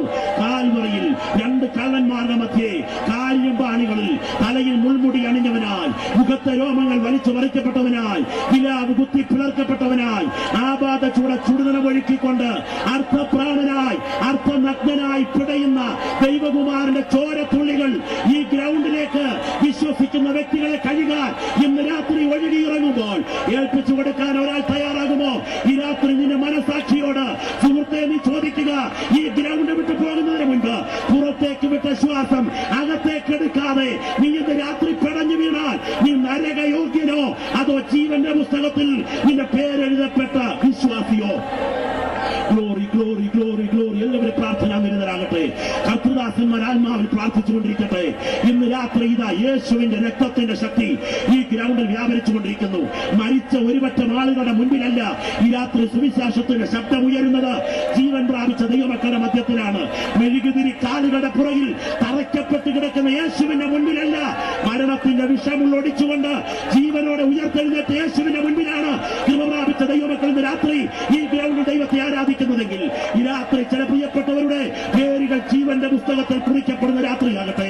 ജീവപുസ്തകത്തിൽ പേരെഴുതി കാണാത്ത ഏവനെയും തീപ്പൊയ്യിൽ തള്ളിയിടുമെങ്കിൽ നിന്റെ ദുരന്തം വരുന്നതിന് മുൻപ് വഴിവക്കിൽ ഞങ്ങളെ കേൾക്കുന്ന, കമ്പോളങ്ങൾ ഞങ്ങളെ ശ്രദ്ധിക്കുന്ന, ടെറസിന്റെ മുകളിൽ ഞങ്ങളെ കേൾക്കുന്ന സഹോദര, നിന്റെ മുൻപിൽ വചനത്തിന്റെ ശക്തി ഇന്ന് രാത്രി വ്യാപരിക്കുന്നു. നിൽക്കുന്ന നിൽപ്പിൽ യേശുവേ ഞാൻ ക്രൂശിന്റെ ചുവട്ടിലേക്ക് വരുന്നു, എന്നെ കഴുകണമേ എന്ന് പറഞ്ഞ് നീ ഹൃദയം തുറക്കാൻ തയ്യാറായാൽ നിന്റെ ഉള്ളിലേക്ക് ദൈവശക്തി ഇന്ന് രാത്രി ഇതാ വ്യാപരിക്കാൻ തുടങ്ങുന്നു. Glory, hallelujah. നിനക്ക് വരുവാൻ തുടങ്ങുന്ന ശിക്ഷാവിധി സ്വന്തം തോളിന്മേൽ ഏറ്റെടുത്തുകൊണ്ട് നിനക്ക് പകരം യാഗമായ ദൈവപുത്രന്റെ ക്രൂശിനെ ഈ രാത്രി ഞങ്ങൾ ഇവിടെ ഉയർത്തുകയാണ്. നിങ്ങൾക്കറിയാം, ശത്രുക്കൾ കൊടുത്ത വിഷം മട്ടോളം ഊറ്റി കുടിച്ചുകൊണ്ട് പിടഞ്ഞു വീണ സോക്രട്ടീസ് മരിച്ചു. അദ്ദേഹത്തിന്റെ മരണം ഞങ്ങളുടെ പ്രസംഗ വിഷയമായില്ല. ഇന്ത്യയെ കുറിച്ച് ഏറെ സ്വപ്നം കണ്ട രാജീവ് ഗാന്ധി പെരുമ്പത്തൂരിൽ ചിതറി വീണു. അദ്ദേഹത്തിന്റെ മരണം ഞങ്ങളുടെ പ്രസംഗ വിഷയമായില്ല. ഇന്ത്യയുടെ ഉരുക്കു വനിതയായ ഇന്ദിരാഗാന്ധി അംഗരക്ഷകരുടെ വെടിയേറ്റ് പിടഞ്ഞു വീണു. അവളുടെ മരണം ഞങ്ങളുടെ പ്രസംഗ വിഷയമായില്ല. ഇന്ത്യക്ക് സൂര്യനസ്തമിക്കാത്ത ബ്രിട്ടീഷ് സാമ്രാജ്യത്തിന്റെ കരങ്ങളിൽ നിന്ന് സ്വാതന്ത്ര്യം നേടിക്കൊടുക്കാൻ മുട്ടറ്റമെത്തുന്നവര് മുണ്ടുകൊടുത്ത് കയ്യിലൊരു മുളവടിയുമായി നടന്നു നീങ്ങിയ അതേ മഹാത്മാഗാന്ധി പ്രാർത്ഥിച്ചെഴുന്നേറ്റ് കഴിഞ്ഞപ്പോൾ ഗോഡ്സെയുടെ വെടിയേറ്റ് പിടഞ്ഞു വീണു മരിച്ചു. അദ്ദേഹത്തിന്റെ മരണം ഞങ്ങളുടെ പ്രസംഗ വിഷയമായില്ല. എന്നാൽ ഇന്നേക്ക് 2000 കൊല്ലങ്ങൾക്ക് പുറകിൽ ആരോരും അറിയാതെ യെരൂശലേമിന് പുറത്ത് ഒരു മൊട്ടക്കുന്നിന് മുകളിൽ 2 കള്ളന്മാരുടെ മധ്യേ ആപാത ചൂടം നിലവൊഴുക്കിക്കൊണ്ട് യേശു മരിച്ചു. അത് ഞങ്ങളുടെ പ്രസംഗ വിഷയമായി.